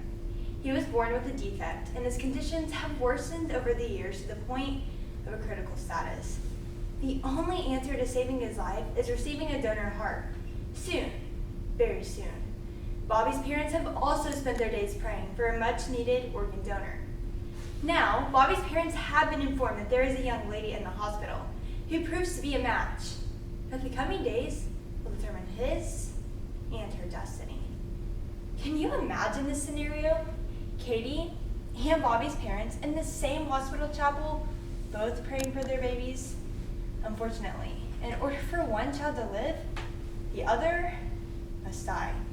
It just doesn't seem right, does it? Hello, my name is Riley Whitaker, and today I will be telling you about the medical timeline of xenotransplantation.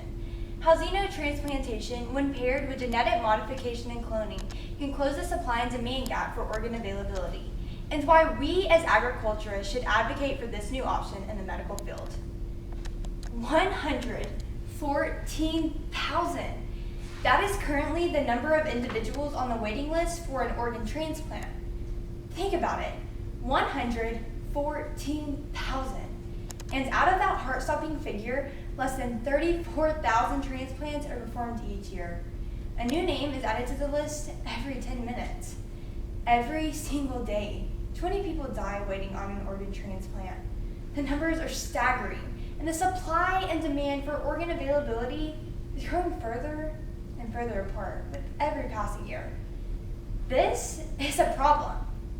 But what if I told you that through the advancements of science, technology, and agriculture, we could solve this dilemma? What if I told you the answer did not require the passing of another human being? The answer, you ask? Xenotransplantation, or the transfer of organs between species. As we visit the timeline of xenotransplantation, it is interesting to note that cross-species transplants have been documented since the 17th century. In 1667, a French doctor tapped into the veins of a sheep to perform a blood transfusion in order to save the life of his 15-year-old patient. In the 1900s, xenotransplantation gained much notoriety. In 1964, a surgeon transplanted a chimpanzee kidney into a patient who lived 9 months with the help of immunosuppressant drugs. In 1984, Dr. Leonard Bailey transplanted a baboon heart into baby Faith, an infant who was born with a poorly developed heart. The most exciting advancement comes from a Boston-based company called Xenotherapeutics. In 2018, the FDA gave Xenotherapeutics the green light to proceed with the very first human clinical trial, in which genetically engineered porcine skin would be used to treat severe burn victims in the Massachusetts General Hospital. Although this trial is still ongoing, November 2022 preliminary results are promising. Thus far, 0 patients have shown adverse effects, and there are no distinguishable differences between the human and porcine skin. Now, you may be asking yourselves, why Xenotherapeutics decided to use porcine skin as opposed to other animals? The use of pigs as preferred models for research, development, and surgical practice is common because the porcine genome and physical structure is most like that of humans. And this brings me to my second point. When genetic modification and cloning are paired, stories such as the one I shared with you earlier may be obsolete in a few short years. Genetic modification is the alteration of the genome or genetic makeup of an animal. In this case, scientists are able to remove strands of DNA that could potentially cause diseases or rejection issues. In essence, the genome is tweaked or altered in order to create the perfect model that would be suitable for xenotransplantation. Step 2 is cloning. According to Transova Genetics, a clone is a genetic twin to an existing animal just born at a different location and time. Now, the exact process of cloning gets a bit more involved. The first step is to collect the tissue sample from a donor animal. This is as simple as taking a notch out of an ear. Then the cells from the donor tissue are allowed to grow and then fuse together with an oocyte that has had the nucleus removed. The resulting embryos are then transferred into a recipient mother. Afterwards, a normal pregnancy ensues. Cloning allows us to mass produce the perfect model over and over in order to close the enormous supply and demand gap for organ availability. Imagine having enough animal organs available so that there is never a shortage. However, the most prominent obstacle we must overcome is lack of education and a negative public perception. Understandably so, the initial response of the general public is one that squints and winces at the thought of having an animal organ being placed inside their body. However, a recent survey conducted by the National Kidney Foundation revealed that with explanation and knowledge, 75% of the people surveyed agreed that they would be open to xenotransplantation if human organs were not available. The key to this survey? Education. So it is up to us as agriculturists and supporters of the greatest industry in the world to provide options, knowledge, and a positive perception for the work being done in the field of agricultural biotechnology. So join me in advocating for this cause so that it may be presented as an option one day for those who need it most. As I close, I would like to venture back to the story I told you earlier of the 2 teenagers, Katie and Bobby. I told you that in order for one child to live, the other must die. As Katie and Bobby's parents were praying, do you ever think they considered the answer to their problem to be a farm animal? Probably not. However, through the advancements of science, technology, and agriculture, stories such as the one I shared with you today may be obsolete in a few short years. What a miraculous day it will be when we no longer have to depend on the loss of one life to save another. Agricultural biotechnology has the ability to change the ending to someone's story. Who knows, one day you might find yourself saying, "The greatest hero I never knew was a pig that saved my life." Thank you. Very interesting topic, and Yes, sir. I guess I could see this being controversial. So, is there any, and if so, can you explain? Is there any legislation on the books that regulates this? Yes, sir. So, of course, there is many regulations, of course, because you're transplanting an animal organ into a human. So right now, it has not been FDA approved yet. They're running many clinical trials, and recently, in January of 2022, they did a clinical trial, and this was one of the next stages into actually seeing it put into place. So what they did was they took a brain dead patient, and his name was Mr. David Williams. And so what they did was they took a pig heart and they genetically modified it. So they took 10 strands of pig DNA away, and they inserted 10 strands of human DNA in order for that heart to be suitable for that human body. So they ran it like they would a normal human to human transplantation. So they inserted that pig heart into Mr. Williams, and they saw many successes out of that. Some problems that they were seeing with these trials was rejection issues and cross-species contamination, and that's where that genetic modification comes into play. And so I think with all of these clinical trials being run where they're seeing that these pig to human transplantations are being successful, I think that we can see in the next 3 to 5 years that the FDA approves this and we can see it put into play in our lifetime. Was that trial done in the U.S. or was it done overseas? Yes, ma'am. It was done in the U.S. It was done at the University of Maryland in Baltimore. Okay. Is Yes, any ma'am. of this happening overseas? Because they're a little bit more lax in what they do with trials than we are. Yes, ma'am. So I haven't seen any clinical trials overseas yet, but what I have seen is that in New Zealand, they have a group of gal-safe pigs that they're using for these clinical trials, so they keep them in a biosecure environment away from everything else, and those are the pigs that they've been using for the clinical trials so far. Those have been the organs that they're using for the genetic modification to run all of these trials on. So they take that group of pigs in that biosecure environment, and those are the ones that they've been genetically modifying and cloning to see what happens with that group of pigs. Very good. Thank you very much. Thank you all. Let's go. Thank you.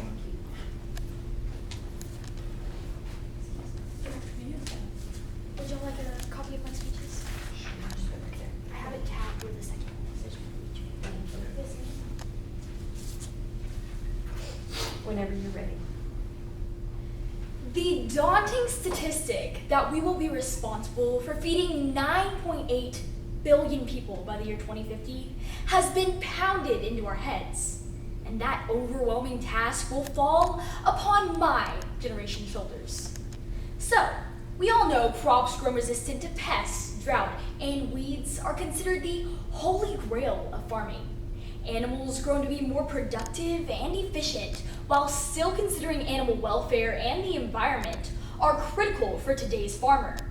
However, these things take time. Now, this could all change with the new CRISPR gene editing tools. 2024 marked the 11th year of CRISPR as a gene editing tool and the second year that gene edited foods could be found on your grocery store shelves. So, you might be asking yourself, what exactly is CRISPR? With clustered regularly interspaced short palindromic repeat, or CRISPR, we are currently on the cusp of a DNA revolution. CRISPR is a unique gene editing tool that allows scientists to insert, replace, and delete genes in the DNA of any organism with remarkable precision. Think of it as the cut and paste tool, except with the basic building blocks of life. CRISPR is essentially a molecular scalpel for genomes. Now that I've discussed what CRISPR is, let's talk about how this technology benefits not only our consumer, but the environment as well. From a consumer standpoint, this technology is helping make our foods healthier, which is a huge fad in today's world. Take high oleic soybean oil, for example. This heart-healthy oil has 0 trans fats and a longer shelf life, but still works well when baking and frying. Additionally, CRISPR can play a huge role with food safety, specifically allergen health hazards in the food industry. Currently, 1 in 10 adults and 1 in 13 children experience food allergies, and this is only expected to increase with time. But with the help of CRISPR, scientists can eliminate allergens in a plant's genetic code, resulting in an allergen-free plant. Imagine a world where a person with celiac disease could consume gluten-free wheat. This is becoming a reality with CRISPR trials currently in the works. There's more. Globally, the carbon footprint exceeds around 3 billion tons annually, which corresponds to over 7% of all methane gas emissions. In fact, just in the US alone, food waste was estimated to be around 30 to 40% of the entire food supply. In 2020, this added on to over 161 billion pounds and $133 billion worth of food waste, which added on to over 18% of all greenhouse gas emissions. But with the help of gene editing technologies such as CRISPR, scientists have created potatoes and mushrooms which do not bruise nor turn brown. This new potato alone could eliminate 1.5 billion pounds of waste. Take into consideration the role CRISPR will have on eliminating our carbon footprint. Now that I've discussed how this technology benefits our consumer and the environment, let's talk about how CRISPR is benefiting our farmers. The biggest problem farmers face whenever it comes to crops is yield. It's estimated that around 20 to 25% of all crops are lost to post-harvest losses, disease, and drought each and every year. But once again, with the help of CRISPR, scientists have created potatoes, wheat, mushrooms, citrus fruit, and bananas, which are resistant to pests, drought, and weeds. From a production animal point of view, farmers face diseases such as PRRS, or porcine respiratory and reproductive syndrome. This one disease alone costs North American pork farmers over $660 million annually. But with the help of gene editing technologies like CRISPR, scientists can delete CD163 in swine to result in a PRRS-free pig. This technology can save our North American pork farmers millions of dollars each and every year. As you can see from the few examples of CRISPR I discussed, it's clear that this technology can do just about anything whenever it comes to gene editing. And the really cool thing is it's not just limited to the Monsanto, DuPont, and Syngenas of the world. Anyone can do it. For example, Recombinetics, a startup firm, made headlines with hornless dairy cattle, carrying a smidgen of genes from naturally smooth-headed beef cattle. This firm is now working on Brazilian beef cattle with larger muscles for more meat, which may be more tender, while other firms are working on chickens, which only produce female offspring for egg-laying purposes, and beef cattle, which only produce male offspring for more efficient feed-to-meat conversion. I know what you're thinking, more GMOs. However, the technology used in CRISPR is completely different from those used in GMO. For example, BT corn is a traditional GMO that was created whenever scientists implemented a foreign bacteria sample from soil into a corn plant to control European corn borer. However, an example of CRISPR would be deleting CD163 in swine to result in a PRRS-free pig. Therefore, the technologies are completely different because when using CRISPR, we do not implement foreign DNA, but alter already existing DNA. As you can see from the few examples of CRISPR plants and animals I've discussed today, it is apparent that this technology is and will have an everlasting impact on the agricultural community. However, with every new invention comes the negative connotations and misconceptions. The general public may fall victim to these misconceptions, which is why, as agriculturists, it is our job to do the research, check the facts, and advocate for the industry we love. If my generation is going to feed the rapidly growing population of 2050, it is going to take every old and new agriculture invention. CRISPR could be the technology which revolutionizes the agriculture industry. Thank you. So we all know when you start editing DNA and start messing with it, there's usually comes some controversy. Can you tell me who the number one opposing group would be CRISPR and kind of what their points are? Right, so whenever I think about people who might go against the idea of gene editing technologies such as CRISPR, the main group that comes to mind would probably be PETA. PETA is an animal activist rights group, and they really fight for animals' rights. However, I believe that we can advocate against PETA whenever we tell them that we use CRISPR for the benefit of the animal. We're able to provide more with less with the use of gene editing technologies, and I feel like their main points might be the fact that we're harming these animals by hormonally imbalancing these animals, because what happens with CRISPR couldn't happen in nature or couldn't happen naturally. However, that is completely false. That's the cool thing about CRISPR technology. What we do with this technology could happen naturally. We're just yielding beneficial outcomes, and we're just increasing these beneficial genes to produce more for the consumer and for the growing population. You said that there were misconceptions and that you needed to educate. What is the biggest misconception that you think we leave this room that you've educated us on and helped change our minds? I believe that one of the biggest misconceptions, as just stated, is the fact that we're doing something completely unnatural to produce these gene-edited foods. However, once again, we're just boosting beneficial outcomes, and we're just going to do all positive things to these crops and these organisms in order to provide for the general public and provide for our growing population. Many people may think that what we're putting in their food is something bad or something that may harm them. However, this is completely false whenever it comes to CRISPR technologies, because once again, what happens with CRISPR could happen out in the nature. We're just increasing beneficial outcomes in the results of CRISPR and gene-edited foods. Thank you. Thank you so much. Do you mind if I take my speeches? Yeah, Sure. sure. Okay. Thank you.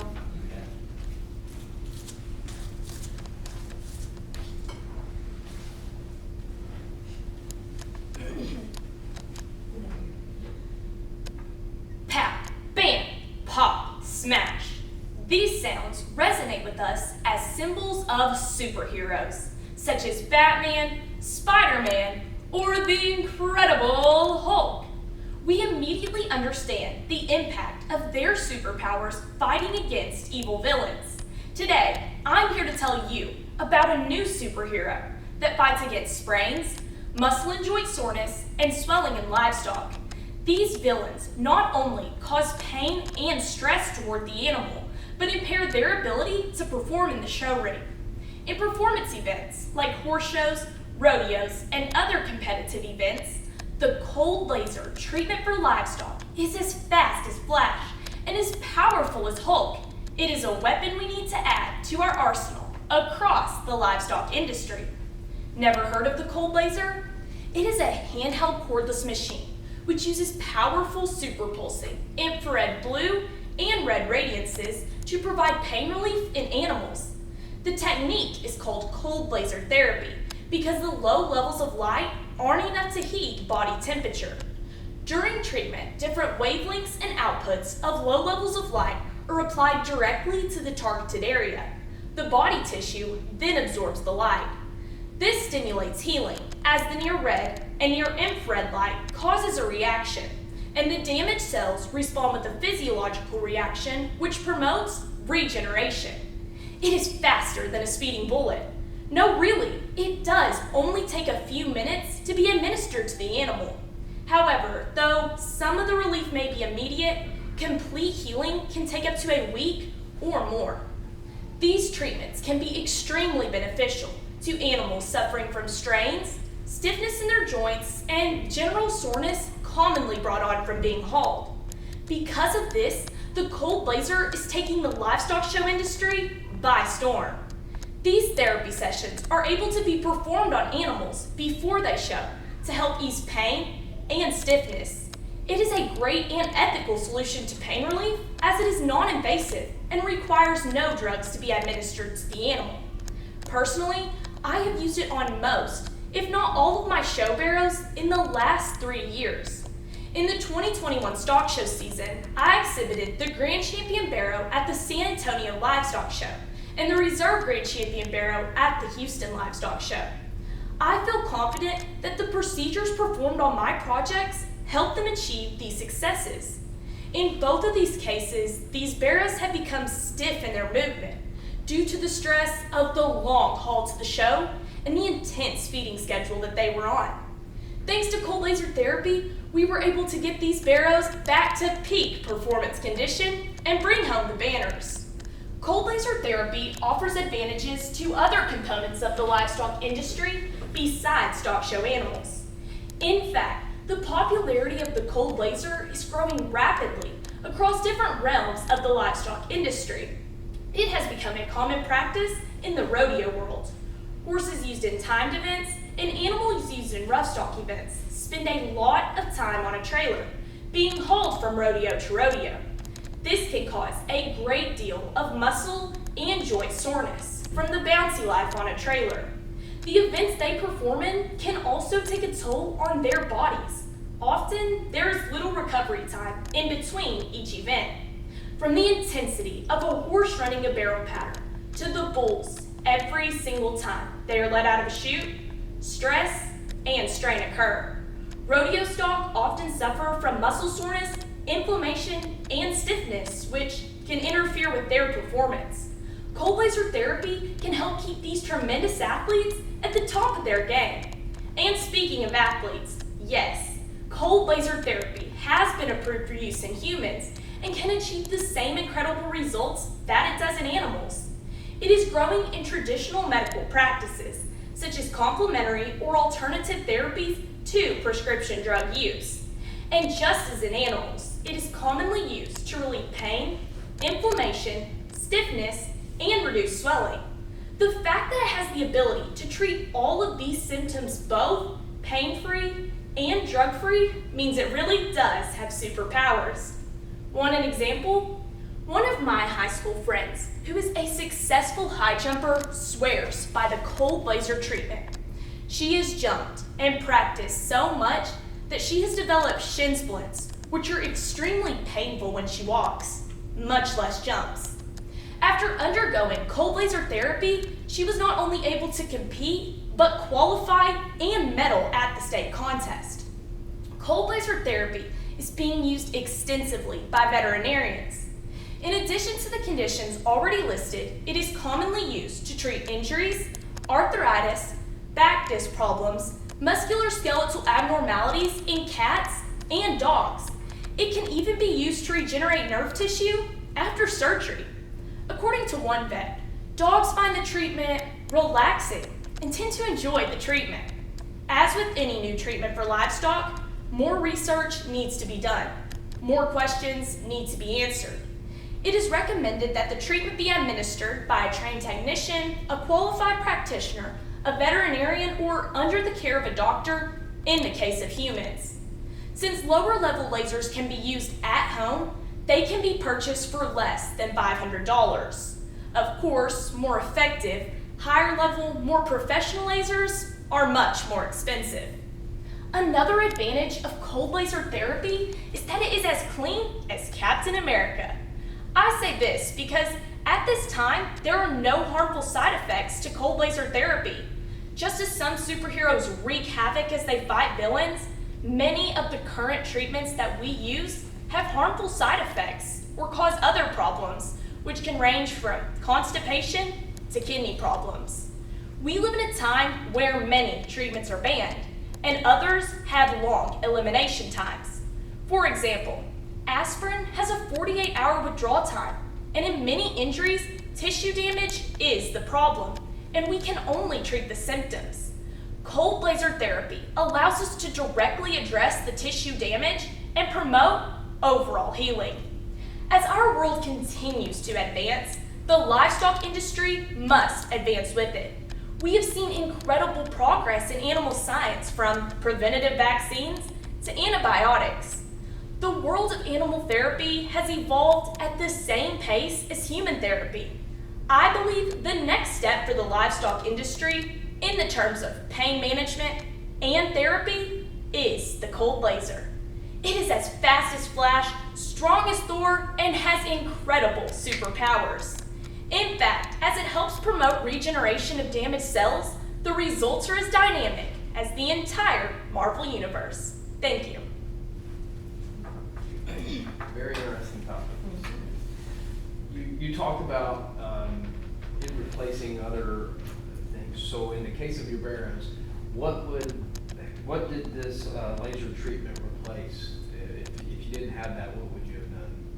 So the laser treatment doesn't actually replace the medication, but it actually helps with the medication. So if we were giving our animals any type of medication, we would still continue to use the laser therapy on them, and that would just continue to regenerate those cells a little bit faster and speed up the healing process. You said it has to be used by a veterinarian or a trained technician. What kind of training do you have to go through to administer it? So in order to be certified for this, there is a company that I was certified through. It's called the Multi-Radiance Company. It's kind of like Apple compared to Android and all the other kinds of phones, but it's just one of the most important and biggest companies. And so I actually went under a lady, Dana McCann from Potosi, and she held a laser clinic. And so she taught me actually how to use that laser and be trained. And then it costs $500 to become certified. But on top of that, Dana actually lasered our animals before I bought a laser. And so I actually got a little bit of extra training on the farm whenever I was watching her do that to our animals. Now that you have that certification, can you charge other people to do that? Yes, sir. I actually have my own business that I've been doing for about 3 years now. It's called EM Cold Laser Therapy, and this business has really taken off tremendously.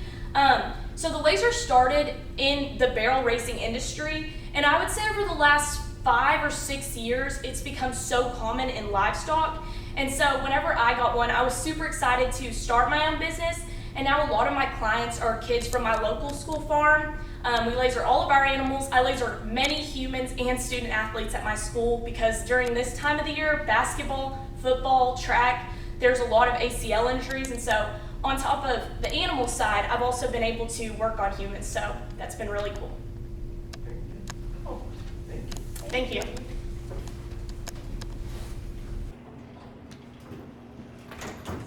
Hi, how are you? How are you?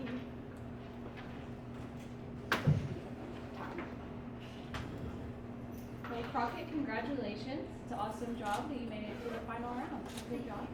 She's going to grab a timer, so if you give her 1 second to get set up, once you start, she'll start the timer. And we'll ask you some questions after. Okay, Crockett, we're ready when you are. I would be willing to bet that you, yes, you, did not know that cows, goats, and sheep are all called ruminants. Now, you may be wondering, what the heck is a ruminant?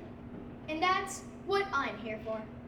Ruminants have 4 stomach compartments. Now, don't get that confused with 4 stomachs. It's only 4 compartments and 1 whole big stomach. Hi, my name is Crockett Ginther. I'm 11 years old and I'm a proud member of the Schulenburg 4-H Club. And today, I will be talking a little bit about each of these compartments and what they do. I think it's interesting that when baby ruminants are born, they only use one of these compartments. And I'll tell you which one it is at the end. Now moving on to the more important stuff. The compartments in working order are called the rumen, the reticulum, the omasum, and the abomasum. Well, we all know an animal must eat, so I guess technically it starts with the mouth, which my mom says I have a big one myself.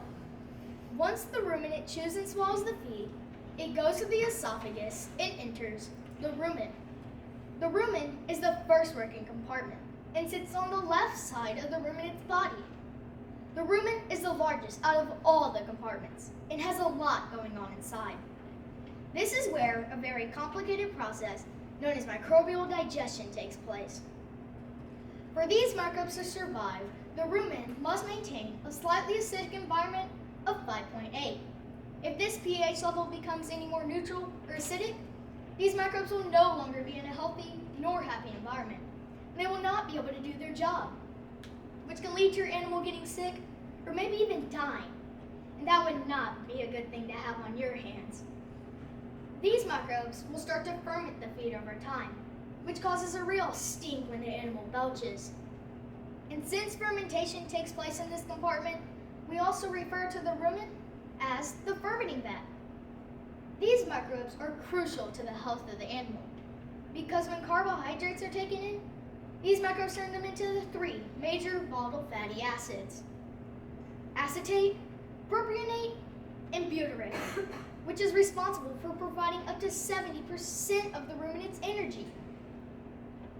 Two of the most common problems we see in the rumen are acidosis and bloat. Acidosis is seen mainly in feeder calves and show cattle on high-grain diets. Acidosis is caused by the pH level in the rumen dropping, therefore making the animal go off feed and have bloody scours. In the rumen, we see one of the two types of bloat: frothy or free gas, with free gas being the worst of the two. Bloat is caused by CO2 and methane gases getting trapped in the rumen and not being able to escape. Bloat is very easy to notice because the left side of the ruminant's body gets significantly larger and the ruminant begins to feel uncomfortable. Once the rumen is done with its job, the feed will then travel through the rumen reticulum junction. And you guessed it, wind up in the reticulum.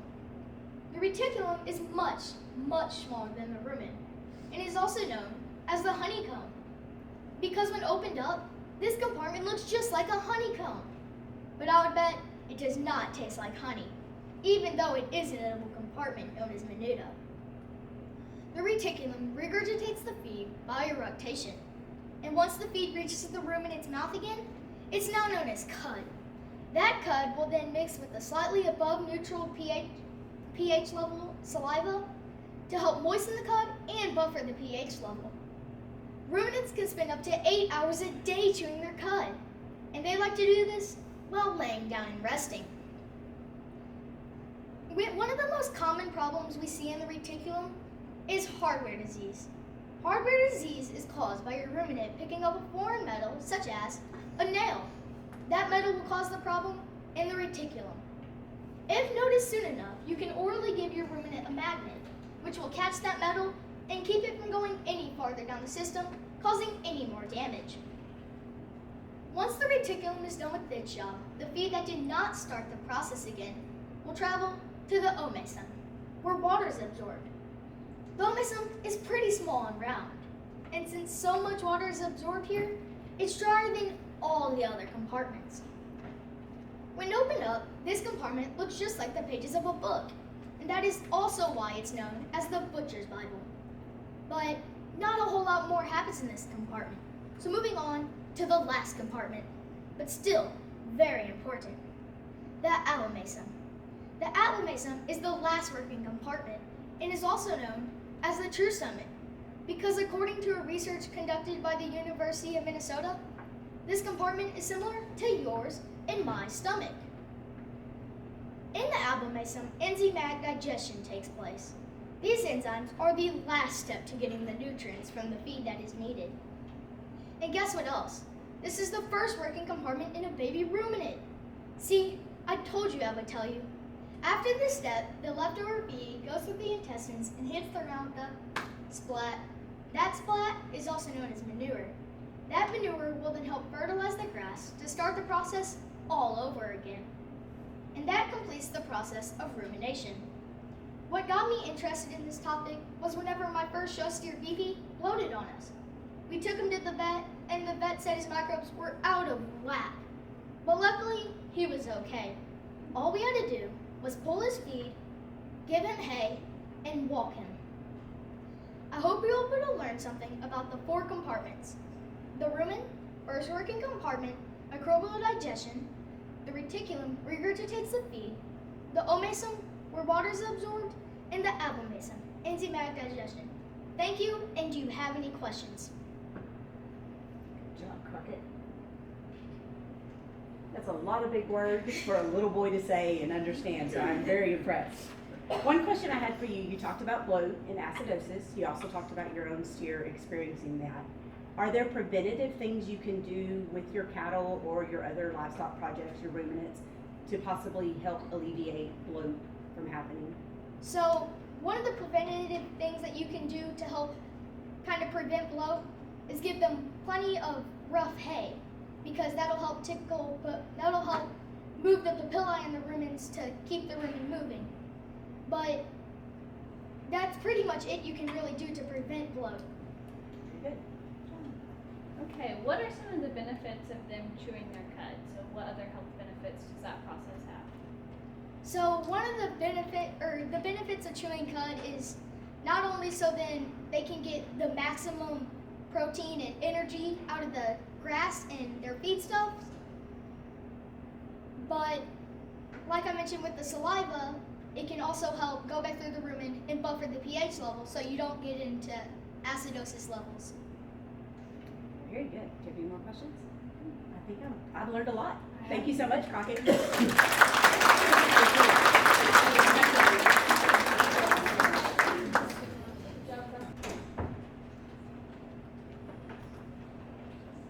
you Isabel?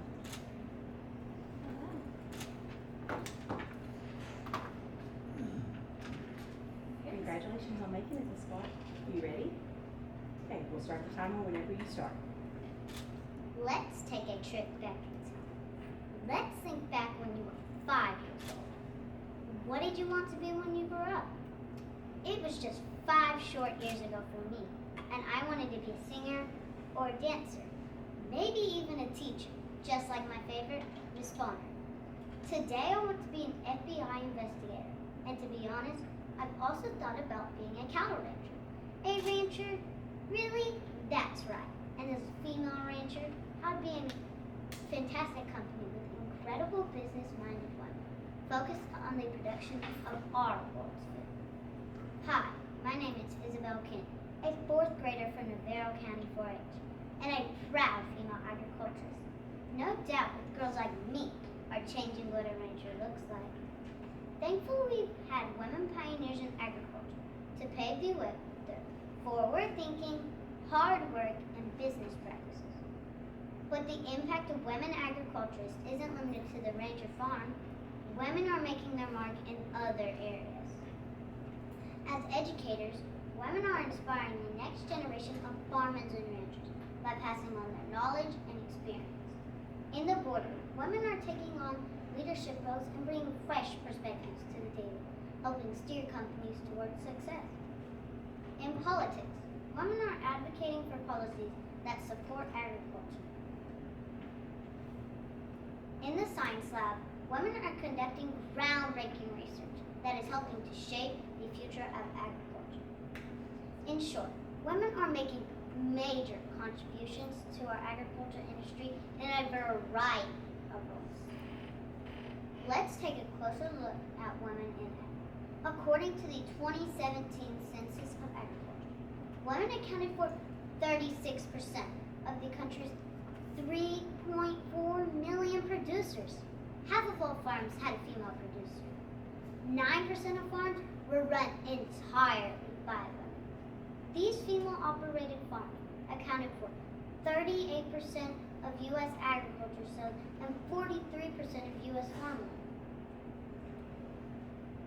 Those numbers are pretty amazing, and that is just production agriculture. When you analyze facts within all facets of business, it is no wonder that women excel in what is traditionally a male-dominated agriculture industry. Several studies in the last 30 years or so have indicated that women are better communicators than men. Some suggest women use many more words than men. In some cases, women use up to 10,000 to 20,000 words a day, compared to women's 5,000 to 10,000. They also suggest that the women's ability to listen with empathy is better than men's. Even though today male bosses outnumber women, even today, studies show women are better leaders. Let's take a closer look at some women leaders in agriculture. Dr. Temple's Grandin, groundbreaking research of cattle behavior and handling techniques led her to being listed in Time Magazine's 100 Most Influential People. West Texas rancher Susan Combs served as the first female agriculture commissioner. From 1999 to 2007, Ann Vinman served as the first female secretary of the USDA, managing 110,000 employees and a program of $113 billion. Olson, Vanessa Kummer, and Pam Johnson broke new ground in ag as they became some of the first female presidents of some of the major commodity organizations. When asked for some of their insights to mentor those like me who follow in their footsteps, their advice was straightforward. 1. You know more than you think you do. 2. Say yes to new and different opportunities. 3. Look to others for guidance. No doubt, with ladies like these, we recognize the impact women are making in agriculture. Their ability to communicate, advocate, and lead makes me excited about the future of women in ag. From farmers to ranchers, policymakers and scientists and policymakers to communicators, women are at the forefront of agriculture. Like some of the ones I spoke of earlier, are breaking down barriers and creating positive change in our agricultural communities. The USDA has taken a proactive approach to promoting women in ag by providing programs. Women in Ag, a mentorship program and a social media platform, #highlights celebrate women's achievements in agriculture. The USDA also offers resources, grants, and educational opportunities specifically for women. There are also organizations like the National Women in Ag Association and Women's Leadership Program to help empower women in agriculture. In addition to the countless experienced women in the industry who share their knowledge and experience, providing guidance and opportunities for the next generation of women in agriculture. Ag women lead. They sure do. Look around. You have ag teachers, county extension agents, ag professionals, lawyers, communicators, advocates, and scientists, all making an impact on agriculture. It may be one of the best professions. In fact, I can't think of anything better than having a hand in feeding or clothing our world. Lead on, ag women, lead on. You're making a difference, and one day I will join you. Great job, Mrs. Bell. Well, first of all, you make me excited for the future of women in agriculture. It's a great job. My first question to you is, you mentioned a lot of really strong women in agriculture and how strong of leaders they are. What are some of those specific leadership traits that they have that you want to instill in your own life and that you want to be just like them? Well, like Vanessa Woods, she started like an interview where it's called Ag Connections, and then I thought that might be useful when you're wondering about like how you would do something and why would you do it. Do you have a specific woman in your life that you look up to and are trying to learn those leadership skills from? And if so, who might that be? And what do they have that inspires you?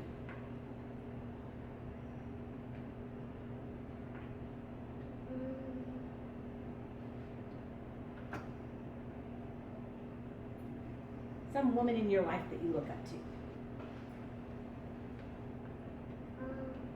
Well, there is one of these girls I know that went to Texas Tech University and going to OSU. It's Cassidy Craddock. Okay, very good, very good. That's a good role model to have. Any more questions? Great job. Thanks, Isabel.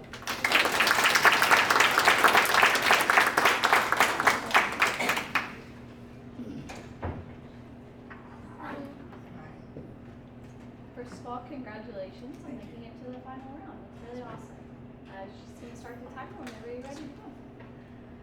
The year was 1972. Bell bottoms and 8-track tapes were in style. A $1 bill could buy you a gallon of milk and a carton of eggs. Calf prices at the local sale barn were only 35 cents per pound. A South Texas cattleman purchased his first Beefmaster bull to use on his commercial Angus cow herd. He knew that Beefmaster bull would add more pounds on the ground and improve the bottom line. That cattleman was my grandfather. Good afternoon. My name is Bridger Etheridge. I'm a member of the Nacogdoches County 4-H Club. I'm a second-generation Beefmaster breeder and a fourth-generation cow-calf producer. Today, I'm here to share with you my favorite of the Beefmaster 6 essentials. In the 1930s, Tom Lassiter was faced with drought and financial difficulty for his ranch in South Texas. Lassiter compiled a list of traits that his cattle needed to excel, to be profitable, productive, and sustainable. That list is known as the 6 Essentials. The 6 Essentials are weight, conformation, fertility, hardiness, disposition, and milking ability.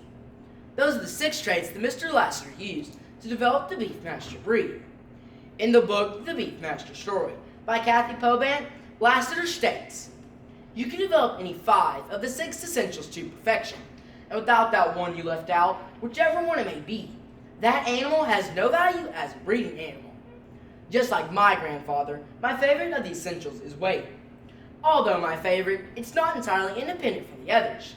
Together, the 6 essentials provide for profitable, productive cattle that keep a family ranch sustainable. Cow-calf operations sell pounds of beef. A producer must optimize the weight of their cattle. This can be done through genetic selection. Maximum retained heterosis is built into every Beefmaster female. This heterosis has a 16% increase pounds of calf weaning weight per cow exposed compared to the Beefmaster's parent breeds. It also has a 14.5% increase in milk yield and a 20 to 30% increase in cow lifetime productivity. Other traits that benefit from retained heterosis include reproductive and feed efficiency traits. Beefmasters add more pounds on the ground while improving the bottom line. Beefmasters are becoming an important part in the cattle feeder segment as the beef industry seeks out new genetics to optimize cost-effective production practices. In 2017, data from the USDA Meat Animal Research Center, comparing 18 beef breeds, proved that Beefmasters are one of the most feed-efficient breeds out there. Beefmasters have long been regarded as a versatile, maternal breed, but this feed efficiency trial indicates that Beefmasters bring significant value to the cattle feeder as well. Weight and efficiency improve the bottom line. When I was 8 years old, I became a cattle feeder. I fed my first set of Beefmaster cross steers at Grant Gonzales. My steers were out of my commercial cows and my parents' Beefmaster bull. I had the opportunity to deliver the steers to the yard and see them prior to harvest. 2 years later, in 2021, I fed my second set of Beefmaster cross steers. My steers graded choice with an average yield grade of 2. This year, I'm feeding my third set of Beefmaster cross steers. Based on my experiences and large-scale studies, these steers should grade well and be profitable. In another study, 96% of the Beefmaster cross steers graded choice or higher, and 6% graded prime. Their average yield grade was 3.34, and they yielded 64%. These steers brought a $48 premium per head.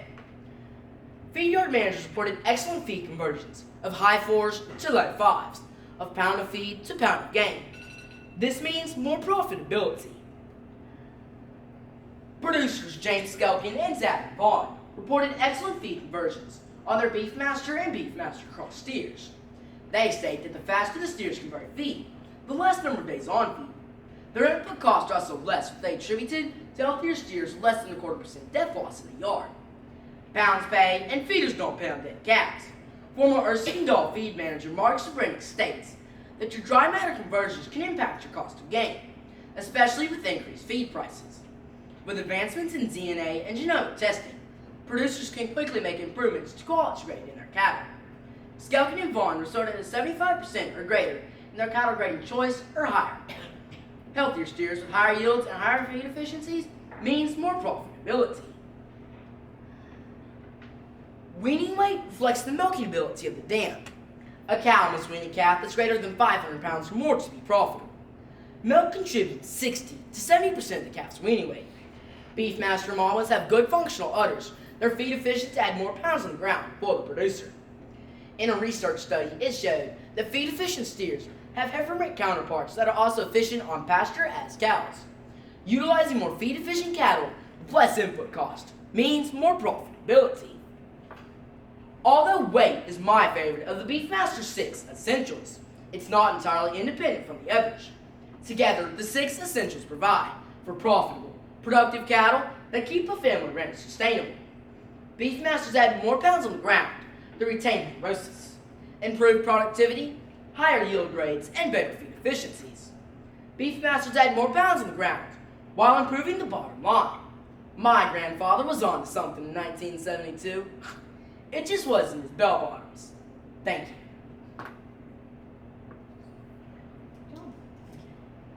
My first question is, you talked a lot about the efficiency of the Beefmaster as well as how fast they are for the weight to gain.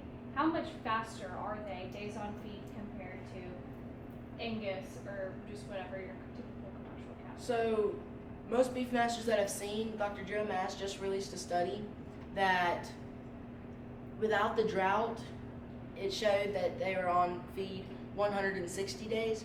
But with that drought, they were only 213 or 12 days. And some cattle, I've seen other studies that I think it was, I don't remember which breed it was, compared to Beefmasters was more around 170 and Beefmasters were more 160. In your research, I know a lot of people have heard of certified Angus beef. But is there a marketing promotion that the Beefmasters also have that's very similar? And if so, can you explain that to the audience? So the Beefmaster breed does not have a program like the Angus set up yet. I hope they do sometime, but Beefmasters, they can be any color. They can be anywhere from red and white to black and white to black to red to speckled, so you can't really tell if it's going to be a Beefmaster or not. Any other questions? Thank you. Thank you.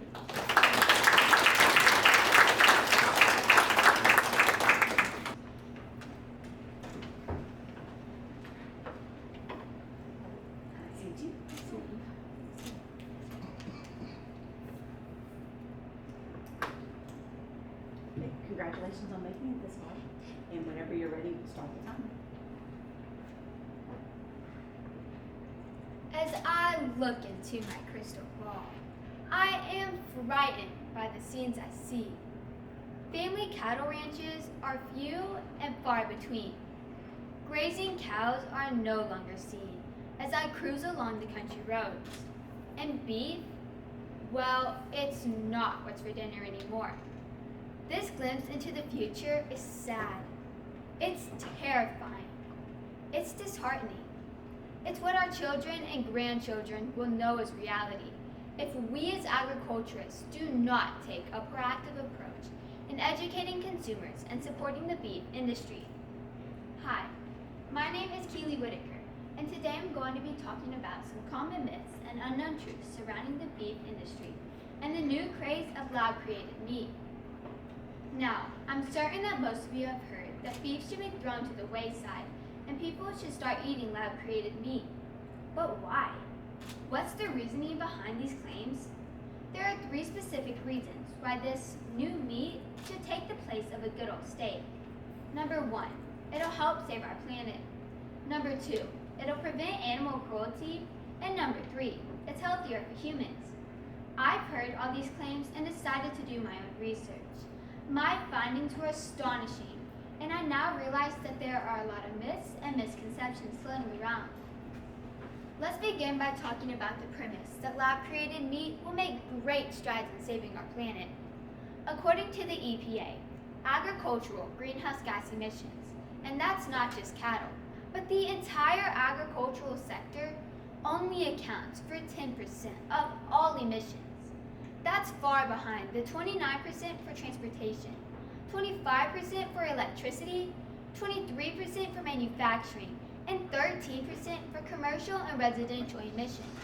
So, it appears that cattle are unnecessarily getting a bad reputation. But wait, there's more.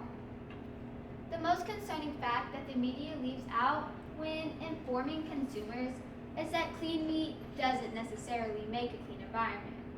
According to the Journal for Sustainable Food Systems, lab-created meat actually accelerates climate change more than methane from cattle. As stated in the report, cows do produce methane. as we all know. Yet it only lasts in the environment for approximately 12 years. However, carbon dioxide remains for over 100 years. And do you know what produces a large amount of carbon dioxide? Labs, including the labs that produce fake meat. Interesting, huh? The media also claims that beef production promotes animal cruelty through the harvesting process. However, the idea that lab-created meat is cruelty-free simply is not true. Here's what consumers are not told. Lab-created meat requires a medium for the cells to grow and reproduce. This medium is called FBS, or fetal bovine serum. Without the medium, the cells realize they are no longer in a living body and die, preventing the meat from growing into a product that we are accustomed to seeing on the grocery store shelves. Now, ladies and gentlemen, this may be a bit graphic, but I am going to present the truth to you today. First, pregnant cows are slaughtered and allowed to bleed out. Then the fetus is removed from its mother and taken to a blood collection room, where a needle is inserted into its heart. Oh, and by the way, the fetus is alive during this whole process to ensure good blood quality. The blood is then completely extracted from the fetus. It takes approximately 5 minutes for ultimate drainage and the death of the fetus. The blood is then refined, and the remaining extract is FBS, or fetal bovine serum. Not only one, but 2 lives are lost during this process. So, as you can see, those individuals and extremist groups who support lab-created meat and horrendously denounce the beef industry on a basis of animal cruelty clearly do not know the whole story. And finally, consumers are led to believe that red meat such as beef is bad for your health. However, lab-created meat is still red meat. It is simply cells taken from a cow that have been allowed to grow and reproduce in a closed, confined environment. So, since the cells are contained to a petri dish, consumers should feel better about the product being safe, right? Well, not exactly. The truth is that lab-created meat is fed excessive amounts of salt and sugar compounds. Because artificial meat is generally colorless, odorless, and tasteless, hormones and artificial nutrients are added to the medium in hopes of producing a product that somewhat resembles regular meat. And plastic poses a real danger to petri dish grown meat. The plastic dishes contain many harmful chemicals, and chemical transfer from plastic to meat does occur. In order to simulate the internal body temperature of a cow, which is 101.5 degrees, the labs must stay extremely warm, which increases the chances of plastic poison transfer in the meat. As I close, I urge you to join me in support of the beef industry. Based on the information I've shared with you today, you can easily see that our media does not follow the example presented by the great Paul Harvey. The public certainly doesn't get the rest of the story. So, public education is up to us. We must support agriculture, farmers, and ranchers, and we must inform others about false information, myths, and omissions. After all, we already have the best source for a healthy protein product, the cow. Maybe we should leave this God-given creature alone and let it do its job. Today, I leave you with these words by Gandhi. The future depends on what you do today. Today, I will advocate for the industry I love, the industry that feeds the world. What will you do today?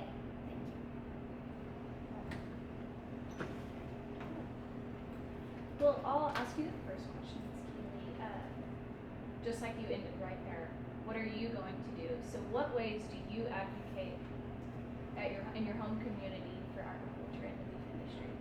The main way that I advocate for our agricultural industry is by saying this speech to anybody that I can.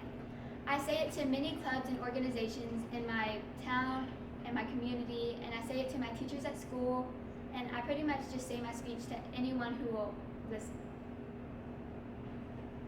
What is a way that you might be able to go into a grocery store and explain the differences in the labeling? Because a lot of times that's some of the marketing that these organizations are using to promote products that are maybe not They're not made of beef, but they're beef-like.